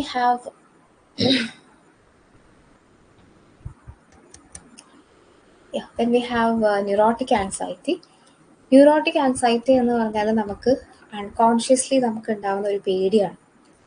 അതായത് നമ്മൾ പറഞ്ഞു, സിഗ്മണ്ട് ഫ്രോയിഡ് പറയുന്നത് നമുക്ക് 3 തരം ഇതുണ്ട്: id, ego, super ego. Id എന്ന് പറഞ്ഞാൽ നമുക്ക് എന്ത് തോന്നുന്നു അത് അപ്പം ചെയ്യാം, അത് ബാക്കിയുള്ളവർക്ക് ഇപ്പം നമുക്കൊരു സെക്ഷൽ പ്ലഷർ തോന്നുകയാണെങ്കിൽ അതപ്പം ചെയ്യുക എന്നുള്ളതാണ്. Like whatever it causes to the other person, അത് കൺസേൺഡ് അല്ല ഇഡ് എന്ന് പറയുന്ന ഭാഗം. പക്ഷെ ഈഗോ അങ്ങനെയല്ല, നമ്മുടെ റിയാലിറ്റി മനസ്സിലാക്കിയിട്ട് തീരുമാനങ്ങൾ എടുക്കാൻ വേണ്ടിയിട്ട് ഹെൽപ്പ് ചെയ്യും. സോ ഈ ന്യൂറോട്ടിക് ആൻസൈറ്റി എന്ന് പറയുന്നത് നമുക്ക് നമ്മുടെ ഉള്ളിലുണ്ടാകുന്ന ഒരു പേടിയാണ്. അതായത് എൻ്റെ ഇഡിൻ്റെ കൺട്രോൾ പോവുമോ, അല്ലെങ്കിൽ എനിക്ക് തോന്നുന്നത് അപ്പം ചെയ്യാൻ വേണ്ടിയിട്ടുള്ളൊരു ഇത് ഉണ്ടാവുമോ, അത് കാരണം എനിക്ക് പണിഷ്മെൻറ്റ് കിട്ടുമോ, ഇൻഅപ്രോപ്രിയേറ്റ് ആയിട്ടുള്ള ബിഹേവിയേഴ്സിലേക്ക് ഞാൻ പോവുമോ എന്നൊക്കെ ഉള്ളൊരു പേടി. ഓക്കെ, അപ്പോൾ ഇത് പ്രിഡോമിനൻ്റ് ആവുമോ എന്നൊക്കെ ഉള്ള, ലൈക്ക് ഇഡിനെ സൂപ്പർ ഈഗോനെ കൺട്രോൾ ചെയ്ത് കൊണ്ടുപോകുന്നത് ഈഗോ ആണ്. ഓക്കെ, അപ്പോൾ ഈഗോ കൈവിട്ട് പോവോ, എനിക്ക് തോന്നുന്ന കാര്യങ്ങൾ എങ്ങനെ ഞാൻ ചെയ്യുമോ എന്നൊക്കെ ഉള്ളൊരു പേടി കാരണം ഉണ്ടാവുന്നതാണ് ബേസിക്കലി ന്യൂറോട്ടിക് ആൻസൈറ്റി. അത് വളരെ അൺകോൺഷ്യസ് ആയിട്ട് നമുക്ക് വന്നു പോകുന്നൊരു പേടിയാണ് ന്യൂറോട്ടിക് ആൻസൈറ്റി എന്ന് പറയുന്നത്. ഓക്കെ, അപ്പോൾ ഇങ്ങനെ 3 തരത്തിലുള്ള ആൻസൈറ്റീസിനെ കുറിച്ചാണ് ബേസിക്കലി സിഗ്മണ്ട് ഫ്രോയിഡ് പറയുന്നത്. സിഗ്മണ്ട് ഫ്രോയിഡ് കൃത്യമായിട്ട് പറയുന്നുണ്ട് ഈ തരത്തിലുള്ള പല ടൈപ്സ് ഓഫ് ആൻസൈറ്റീസ് ഉണ്ടാകുന്ന സമയത്ത് നമ്മളത് മറികടക്കാൻ വേണ്ടിയിട്ട് നമ്മൾ യൂസ് ചെയ്യുന്ന ഒരു മെക്കാനിസമാണ് ബേസിക്കലി ഡിഫെൻസ് മെക്കാനിസം എന്ന് പറയുന്നത്. ഓക്കെ, അപ്പോൾ ഡിഫെൻസ് മെക്കാനിസം എന്ന് പറഞ്ഞാൽ നമ്മൾ പോലും അറിയാണ്ട് നമ്മൾ അൺകോൺഷ്യസ്ലി യൂസ് ചെയ്യുന്ന ചില സൈക്കോളജിക്കൽ റെസ്പോൺസാണ്. നമ്മളെ തന്നെ ആൻസൈറ്റി, ഇപ്പം നമുക്ക് നാളെ എക്സാമിന് തോറ്റു പോകുമെന്നുള്ള പേടിയുണ്ട്, അപ്പം ഞാൻ എന്ത് ചെയ്യും, അങ്ങനത്തെ തോട്ട്സ് ഒഴിവാക്കും, സോ ദാറ്റ് എനിക്ക് ആ ആൻസൈറ്റിയിൽ നിന്നും മറികടക്കാൻ വേണ്ടിയിട്ട്. അപ്പോൾ അതിന് വേണ്ടിയിട്ട് ഞാൻ യൂസ് ചെയ്ത മെത്തേഡ്സിനെയാണ് ഡിഫെൻസ് മെക്കാനിസം എന്ന് പറയാം. ഓക്കെ, നമുക്ക് ഡീൽ ചെയ്ത് കഴിഞ്ഞാൽ അല്ലെങ്കിൽ അത് ആലോചിച്ച് കഴിഞ്ഞാൽ നമുക്ക് ആൻസൈറ്റി ഉണ്ടാവും നമുക്കറിയാം. സോ അത് നമ്മൾ എന്ത് ചെയ്യുകയാണ്, ലൈക്ക് നമ്മളത് കൂടുതൽ ബോദർ ചെയ്യാണ്ടിരിക്കാൻ വേണ്ടി നമ്മൾ എന്തൊക്കെ മെത്തേഡ്സ് യൂസ് ചെയ്യുന്നു, that is known as defence mechanisms. Okay, so ഇതെന്ന് പറയുന്നത് വളരെ അൺകോൺഷ്യസ് ആയിട്ടുള്ള സൈക്കോളജിക്കൽ റെസ്പോൺസസ് ആണ്. നമ്മൾ പോലും അറിയാണ്ട് നമ്മൾ അൺകോൺഷ്യസ്ലി യൂസ് ചെയ്യുന്ന കുറച്ച് ടെക്നിക്സ് ആണ് നമ്മുടെ ആൻസൈറ്റിയിൽ നിന്ന് പ്രൊട്ടക്റ്റ് ചെയ്യാൻ വേണ്ടിയിട്ട്. ഓക്കെ, ഇതിനെ ഈ ഒരു മെത്തേഡിനെ ഡിഫെൻസ് മെക്കാനിസം എന്ന് ഫസ്റ്റ് ഡിസ്ക്രൈബ് ചെയ്തിട്ടുള്ളത് സിഗ്മണ്ട് ഫ്രോയിഡ് ആണ് ഈ ഒരു സൈക്കോഅനലിറ്റിക് തിയറിയിൽ. ഓക്കെ, ജസ്റ്റ് ഒരു എക്സാമ്പിൾ പറയാം, അപ്പോൾ കുറച്ചുകൂടി ഒരു ക്ലാരിറ്റി കിട്ടും. ഫോർ എക്സാമ്പിൾ, അപ്പോൾ ഒരു ആൾക്ക് ഇപ്പോൾ ഒരു ചൈൽഡ്ഹുഡിൽ ഒരു സെക്ഷൽ അബ്യൂസ് ഉണ്ടായിരുന്നു. ഓക്കെ, ഒബിയസ്ലി അത് നമ്മൾ മുതിർന്ന സമയത്ത് അല്ലെങ്കിൽ വലിയ ഒരു അഡൾട്ട് പേഴ്സണാലിറ്റി ആവുന്ന സമയത്ത് അത് നമുക്ക് ആലോചിച്ച് കഴിഞ്ഞാൽ ഓബ്വിയസ്ലി നമുക്ക് ഡിസ്റ്റർബൻസ് ഉണ്ടാക്കും, നമുക്ക് ആൻസൈറ്റി ഉണ്ടാക്കുന്ന ഒരു സാധനമാണ്. അപ്പോൾ നമ്മൾ എന്ത് ചെയ്യും, അങ്ങനത്തെ തോട്ട്സ് ഒഴിവാക്കുക, അല്ലെങ്കിൽ അങ്ങനത്തെ ഒരു സാധനം ഓർക്കാനേ ഇഷ്ടപ്പെടുന്നില്ല, അപ്പോൾ നമ്മളത് കുഴിച്ചു മൂടി വെക്കും. ഇതൊരു ഡിഫെൻസ് മെക്കാനിസമാണ്. അപ്പോൾ എന്താണ് ഡിഫെൻസ് മെക്കാനിസം? ഡിഫെൻസ് മെക്കാനിസം എന്ന് പറയുന്നത് നമ്മൾ ഓർത്തു കഴിഞ്ഞാൽ നമുക്ക് ബുദ്ധിമുട്ടുണ്ടാകും എന്ന് നമുക്ക് അറിയുന്ന, അല്ലെങ്കിൽ നമുക്ക് പ്രശ്നമാകും എന്ന് നമ്മൾ വിചാരിക്കുന്ന കാര്യങ്ങളെ നമ്മൾ എന്ത് ചെയ്യുക, അവോയ്ഡ് ചെയ്യുക, അല്ലെങ്കിൽ അതിന് വേണ്ടിയിട്ട് അപ്രോപ്രിയേറ്റ് ആയിട്ടുള്ള മെത്തേഡ്സ് യൂസ് ചെയ്യുന്നതിനെയാണ് ഡിഫെൻസ് മെക്കാനിസം എന്ന് പറയുന്നത്. ഓക്കെ, സോ നമുക്കെപ്പോഴും ബാലൻസ്ഡ് ആയിട്ടൊരു ഹോമിയോസ്റ്റസിസിൽ മുന്നോട്ട് പോകും. ഹോമിയോസ്റ്റസിസ് എന്ന് പറഞ്ഞാൽ എന്താണ്, ഒരു മെൻ്റലി നമ്മളെപ്പോഴും ഒരു ഒക്കേ ലെവലിൽ മുന്നോട്ട് പോയാലേ നല്ല രീതിയിൽ മുന്നോട്ട് പോകാൻ പറ്റുള്ളൂ. നമ്മൾ പല തെറ്റുകൾ ചെയ്തിട്ടുള്ള ആൾക്കാരായിരിക്കാം, പല കാര്യങ്ങൾ ചെയ്തിട്ടുള്ളവരായിരിക്കാം, പല കുറ്റബോധങ്ങൾ നമുക്ക് ഉണ്ടാവാം, പക്ഷെ അതൊക്കെ ആലോചിച്ചിരുന്ന് കഴിഞ്ഞാൽ നമ്മൾ ഡിപ്രഷനാവും. സോ ഒരു മെൻ്റൽ ബാലൻസ്ഡ് മുന്നോട്ട് പോകാൻ ഈ ഡിഫെൻസ് മെക്കാനിസംസ് ആണ് നമ്മളെ ഹെൽപ്പ് ചെയ്യുന്നത്. ഓക്കെ, സോ അങ്ങനെ പലതരത്തിലുള്ള ഡിഫെൻസ് മെക്കാനിസംസ് മുന്നോട്ട് വെച്ചിട്ടുണ്ട്. അതിൽ കുറച്ചുകൂടി കൂടുതൽ കോൺട്രിബ്യൂട്ട് ചെയ്തിട്ടുള്ളത് സിഗ്മണ്ട് ഫ്രോയിഡിൻ്റെ മകളായിട്ടുള്ള അന്ന ഫ്രോയിഡാണ് ഈ ഡിഫെൻസ് മെക്കാനിസംസ് ലിസ്റ്റ് ഔട്ട് ചെയ്തിട്ടുള്ളത്. ഓക്കെ, സോ ഏതൊക്കെയാണ് ഡിഫെൻസ് മെക്കാനിസംസ് എന്നുള്ളത് ജസ്റ്റ് നമുക്കൊന്ന് നോക്കാം.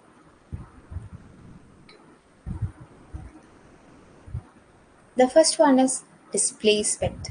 ഡിസ്പ്ലേസ്മെൻറ്റ് എന്ന് പറഞ്ഞാൽ ഒരു സ്ഥലത്ത് നമുക്ക് പ്രകടിപ്പിക്കാൻ പറ്റാത്തത് കാരണം വേറൊരു സ്ഥലത്തേക്ക് ആ സാധനത്തെ ഡിസ്പ്ലേസ് ചെയ്യുന്നതിനെയാണ് ഡിസ്പ്ലേസ്മെൻറ്റ് എന്ന് പറയാം. ഫോർ എക്സാമ്പിൾ, ഇപ്പോൾ ഞാനൊന്ന് ഓഫീസിൽ പോയി, അപ്പോൾ എനിക്ക് ഭയങ്കര മോശമായിട്ടുള്ളൊരു ഭയങ്കര ചീത്ത കേൾക്കുക, ഭയങ്കര നെഗറ്റീവായിട്ടുള്ള ഒരു റെസ്പോൺസും കാര്യങ്ങളൊക്കെ മാനേജർ സൈഡിൽ നിന്ന് കിട്ടി. ഓക്കെ, ബട്ട് എനിക്കറിയാം ഇത് മാനേജറാണ്, സോ ഐ കനോട്ട് സേ, തിരിച്ചൊന്നും പറയാൻ പറ്റില്ല, അല്ലെങ്കിൽ തിരിച്ച് ഒച്ചടാൻ പറ്റില്ല, ഷൗട്ട് ചെയ്യാൻ പറ്റില്ല.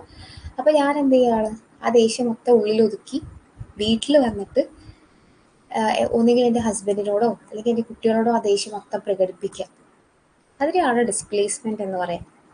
അതായത് ഒരു സ്ഥലത്ത് നമുക്ക് കാണിക്കാൻ പറ്റില്ല, അത് ഡേഞ്ചറസ് ആവും എന്ന് തോന്നുന്ന വികാരങ്ങൾ വേറെ ഒരു ലെസ് ഡേഞ്ചറസ് ആയിട്ടുള്ള സിറ്റുവേഷനിൽ നമ്മൾ പ്രകടിപ്പിക്കുന്നതിനെയാണ് ഡിസ്പ്ലേസ്മെൻറ്റ് എന്ന് പറയാം. അതിന് പെർഫെക്റ്റ് എക്സാമ്പിളാണ് ഡിസ്പ്ലേസ്ഡ് എഗ്രിഷൻ. ഓക്കെ, നമ്മൾ ബോസിനോട് ഒരിക്കലും ആർഗ്യൂ ചെയ്യാൻ പറ്റില്ല, നമുക്കറിയാം അതൊരു അതോറിറ്റി ഫിഗറാണ്. സോ ലൈക്ക് നമ്മൾ ആർഗ്യൂ ചെയ്ത് കഴിഞ്ഞാൽ പ്രശ്നമാകും എന്നുള്ളത്. സോ ആ ദേഷ്യമൊക്കെ മനസ്സിലൊതുക്കി നമ്മൾ ആ ദേഷ്യം എവിടെയാണ് പ്രകടിപ്പിക്കുന്നത്, ഒന്നെങ്കിൽ നമ്മൾ പെറ്റിനോടോ നമ്മുടെ സ്പൗസിനോടോ കുട്ടികളോടോ ആരോടെങ്കിലൊക്കെ പ്രകടിപ്പിക്കുകയാണ്. ലെസ് ഡേഞ്ചറസ് ആയിട്ടില്ല, അവർ കേട്ട് കഴിഞ്ഞാലും പ്രശ്നമൊന്നുമില്ല, അല്ലെങ്കിൽ അവർ നെഗറ്റീവായിട്ടുള്ള വലിയ സംഭവമൊന്നും ഉണ്ടാവാൻ പോകുന്നില്ല എന്ന് ഉറപ്പുള്ള ഒരാളുടെ മുകളിലേക്ക് നമ്മളത് ഡിസ്പ്ലേസ് ചെയ്യുന്നതിനെയാണ് ഡിസ്പ്ലേസ്മെൻറ്റ് മെത്തേഡ് എന്ന് പറയുന്നത്. That's A first thing, first defence mechanism. Okay, the second one is denial. Denial is also one of the best known defense mechanisms. For example, നമ്മളൊരു സാധനം ചെയ്തിട്ടുണ്ട്, ഒരു തെറ്റ് ചെയ്തിട്ടുണ്ട്, പക്ഷെ നമ്മൾ ഡിനൈ ചെയ്യുകയാണത്, അത് ഞാൻ ചെയ്തിട്ടില്ല, അല്ലെങ്കിൽ അതങ്ങനെയല്ല എന്നുള്ള രീതിയിൽ നമ്മൾ തന്നെ അതിനെ ഡിനൈ ചെയ്യുന്നതിനെയാണ് ഡിനൈൽ എന്ന് പറയുന്നത്. നമുക്കിപ്പോൾ ഒരു കാര്യത്തിൻ്റെ റിയാലിറ്റി നമുക്ക് ഫേസ് ചെയ്യാൻ ഭയങ്കര ബുദ്ധിമുട്ടാണ്. അപ്പോൾ നമ്മൾ എന്ത് ചെയ്യണം, ആ ഒരു സാധനത്തെ നമ്മൾ ആ റിയാലിറ്റി ഫേസ് ചെയ്യാണ്ടിരിക്കാൻ വേണ്ടി നമ്മൾ അതിനെ ഡിനൈ ചെയ്യാണ്. So that is known as denial. Okay, just ഒരു എക്സാമ്പിൾ പറയുമ്പോൾ കുറച്ചുകൂടി ഒരു ക്ലാരിറ്റി കിട്ടും. Denial is an outright refusal to admit or recognize that something has occurred or is currently occurring. People living with drug or alcohol addiction often deny that they have a problem, while victims of traumatic events may deny that the event ever occurred. For example, ഈ പറയുന്ന പോലെ നമുക്കറിയാം ഈ cigarette smoke ചെയ്യുക അല്ലെങ്കിൽ alcohol ഭയങ്കരമായിട്ട് കഴിക്കുക എന്നൊക്കെ പറയുന്നത് ഭയങ്കര മോശം ബിഹേവിയർ ആണെന്നുള്ളതും, റാദർ ദാറ്റ് ബീങ് എ മോശം ബിഹേവിയർ ഈ പറയുന്ന പോലെ നമ്മുടെ ഹെൽത്ത് വൈസ് ആയിട്ട് ഭയങ്കര നെഗറ്റീവായിട്ട് എഫക്റ്റ് ചെയ്യുന്നൊരു സാധനമാണെന്നൊക്കെ അറിയാം. പക്ഷേ നമ്മളിപ്പോൾ ഒരു സിഗരറ്റ് സ്മോക്ക് ചെയ്യാൻ പോകുന്നതിന് മുമ്പ് തന്നെ എന്താണ് അതിൻ്റെ പാക്കറ്റിൻ്റെ മുകളിൽ തന്നെ എഴുതിയിട്ടുണ്ടാവും, like it's injurious to health, അല്ലെങ്കിൽ പാടില്ല എന്നൊക്കെ എഴുതിയിട്ടുണ്ടാവാം. പക്ഷെ നമ്മളത് ഡിനൈ ചെയ്യും, അല്ലെങ്കിൽ അതിൻ്റെ ഒരു സീരിയസ് ആയിട്ടുള്ള എഫക്ട്സ് നമ്മൾ കണ്ടില്ല നടിച്ചിട്ട് മുന്നോട്ട് പോകുന്നതിനെയാണ് ഡിനൈൽ എന്ന് പറയുക. കാരണം അത് കണ്ടു എന്ന് നടിച്ചു കഴിഞ്ഞാൽ നമുക്ക് ടെൻഷനാവും, അയ്യോ എനിക്ക് ബിഹേവിയർ നിർത്താൻ പറ്റുന്നില്ലല്ലോ, ഞാൻ എൻ്റെ ബോഡീനെ നശിപ്പിക്കുകയാണല്ലോ എന്നുള്ള ടെൻഷൻ വരും. സോ ആ ടെൻഷൻ ഒഴിവാക്കാൻ വേണ്ടിയിട്ട് അത് കാരണമുള്ള ഹാംഫുൾ കോൺസിക്വൻസസ് കാര്യങ്ങളൊക്കെ ഞാൻ അവോയ്ഡ് ചെയ്യണം, ആ ഒരു സത്യത്തിനെ ഞാൻ നെഗ്ലെക്റ്റ് ചെയ്യുകയാണ്. അതിനെയാണ് ഡിനയൽ എന്ന് ബേസിക്കലി പറയുന്നത്. Okay, then we have the third thing, that is repression. Repression എന്ന് പറഞ്ഞാൽ ഒരു കാര്യത്തെ നമ്മുടെ ബോധ മനസ്സിൽ നിന്നും അബോധ മനസ്സിലേക്ക് തള്ളി വിടുന്നതിനെയാണ് റിപ്രഷൻ എന്ന് പറയുന്നത്. അത് കോംപ്ലക്സ് ഒന്നുമില്ല. അപ്പോൾ നമ്മൾ പറഞ്ഞ പോലെ ചെറുപ്പകാലത്ത് ഒരു സെക്ഷൽ അബ്യൂസ് ഉണ്ടായിരുന്നു. സോ ഒബ്വിയസ്ലി ഒരു ചെറുപ്പകാലത്ത് ഒരു സെക്ഷൽ അബ്യൂസോ അങ്ങനത്തെ എന്തെങ്കിലും ട്രോമാറ്റിക് ആയിട്ടുള്ള ഇവൻറ്റുകൾ ഉണ്ടായിട്ടുണ്ടെങ്കിൽ ഒബ്വിയസ്ലി നമുക്കത് ഓർക്കാൻ ഇഷ്ടമുണ്ടാവില്ല. അത് സെക്ഷൽ അബ്യൂസ് ആവട്ടെ, പാരൻസിൻ്റെ സൈഡിൽ നിന്ന് ഉണ്ടായിട്ടുള്ള എന്തെങ്കിലും അബ്യൂസസ് ആവട്ടെ, വാട്ട് എവർ ഇറ്റ് ഇസ്, ഭയങ്കര സ്ട്രിക്റ്റ് ആയിട്ടുള്ള പാരൻറ്റിങ് ഇതൊന്നും നമുക്ക് ഓർക്കാൻ ഇഷ്ടപ്പെടുന്ന കാര്യങ്ങളല്ല. അപ്പോൾ നമ്മൾ ഒരു മനുഷ്യനും ഇത് പറഞ്ഞ പോലെ ഇതിങ്ങനെ കോൺഷ്യസ് മൈൻഡിൽ വെച്ച് പിന്നെയും പിന്നെ അതിങ്ങനെ റീകളക്ട് ചെയ്ത് നമ്മൾ സ്വയം കുത്തി നോവിക്കില്ലല്ലോ. നമ്മളത് തള്ളി നീക്കും അൺകോൺഷ്യസ് മൈൻഡിലേക്ക്, നമ്മൾ ഓർക്കാതെ അബോധ മനസ്സിലേക്ക് നമ്മളതിനെ തള്ളി നീക്കും. അതിനെയാണ് റിപ്രഷൻ എന്ന് പറയുന്നത്. സോ ദാറ്റ് അവർക്ക് ഈ പറയുന്ന പോലെ ഇത് റിപ്രസ് ചെയ്ത് വെച്ചാൽ ഇനി പുതിയൊരു റിലേഷൻഷിപ്പ് ഫോം ചെയ്യാൻ പറ്റുള്ളൂ. അതല്ലാണ്ട് പഴയ കാര്യങ്ങൾ ആലോചിച്ചിരുന്ന അവർ ലൈഫിൽ സ്റ്റക്കായി പോകും. സോ റിപ്രഷൻ എന്ന് പറയുന്നത് ഈ പറയുന്ന പോലെ ലൈഫിൽ നടന്നിട്ടുള്ള ചില ഇൻഫർമേഷൻസ് നമ്മുടെ കോൺഷ്യസ് അവയർനെസ്സിൽ നിന്നും we are keeping it out of touch. Okay, like ഈ പറയുന്ന പോലെ മെമ്മറീസ് റിപ്രസ് ചെയ്ത് വെക്കുക എന്നുള്ളതൊക്കെ ഇതിൻ്റെ ഭാഗമായിട്ട് ബേസിക്കലി വരുന്നതാണ്. Then we have suppression. റിപ്രഷനും സപ്രഷനും ഏകദേശം സിമിലർ ആയിട്ട് തോന്നും, but there is a valid difference. Suppression എന്ന് പറയുന്നത്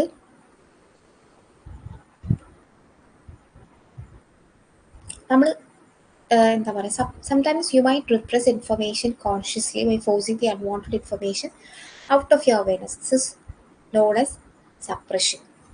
ഓക്കെ, ഇത് നമ്മൾ അൺകോൺഷ്യസ്ലി നമ്മൾ തന്നെ ചെയ്തു പോകുന്ന സാധനമാണ് റിപ്രഷൻ. നമ്മൾ ഇങ്ങനെ മനഃപൂർവ്വമായിട്ട് ഇടക്കിടക്ക് ചെറുപ്പകാലത്ത് ഇങ്ങനെ സംഭവിച്ചില്ല, അപ്പോൾ അത് ആലോചിക്കാൻ പാടില്ല, അപ്പോൾ ഞാൻ കുറിച്ച് ലൈക്ക് അൺകോൺഷ്യസ് മൈൻഡിലേക്ക് തള്ളി നീക്കാം എന്ന് പറഞ്ഞിട്ട് കോൺഷ്യസ്ലി ചെയ്യുന്നൊരു സാധനമല്ല റിപ്രഷൻ. നമ്മുടെ മൈൻഡ് തന്നെ നമ്മുടെ മൈൻഡിനെ ഓക്കെ ആക്കാൻ വേണ്ടിയിട്ട് ഒരു വളരെ അൺകോൺഷ്യസ് ആയിട്ട് നമ്മൾ പോലും അറിയാണ്ട് സംഭവിച്ചു പോകുന്നൊരു സാധനമാണ് നമ്മൾ ഓർക്കാൻ ഇഷ്ടപ്പെടാത്ത സാധനങ്ങൾ നമ്മൾ ഓർക്കുന്നില്ല എന്നുള്ളത്.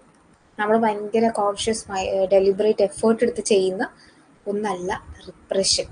പക്ഷേ സപ്രഷൻ അങ്ങനെയാണ്. സപ്രഷൻ എന്ന് പറഞ്ഞാൽ ഞാൻ എഫേർട്ട് എടുത്ത് ഇത് ഞാൻ ഒരിക്കലും ഓർക്കില്ല, ഇത് ഓർത്താൽ എനിക്ക് പ്രശ്നമാണ് എന്നിട്ട് ഞാൻ ഇടക്കിടക്ക് ഭയങ്കര എഫേർട്ട് എടുത്ത് കോൺഷ്യസ്ലി ഈ സാധനങ്ങളെ ഞാൻ തള്ളി നിൽക്കണം, അല്ലെങ്കിൽ ഇത് ഓർക്കുന്നില്ല.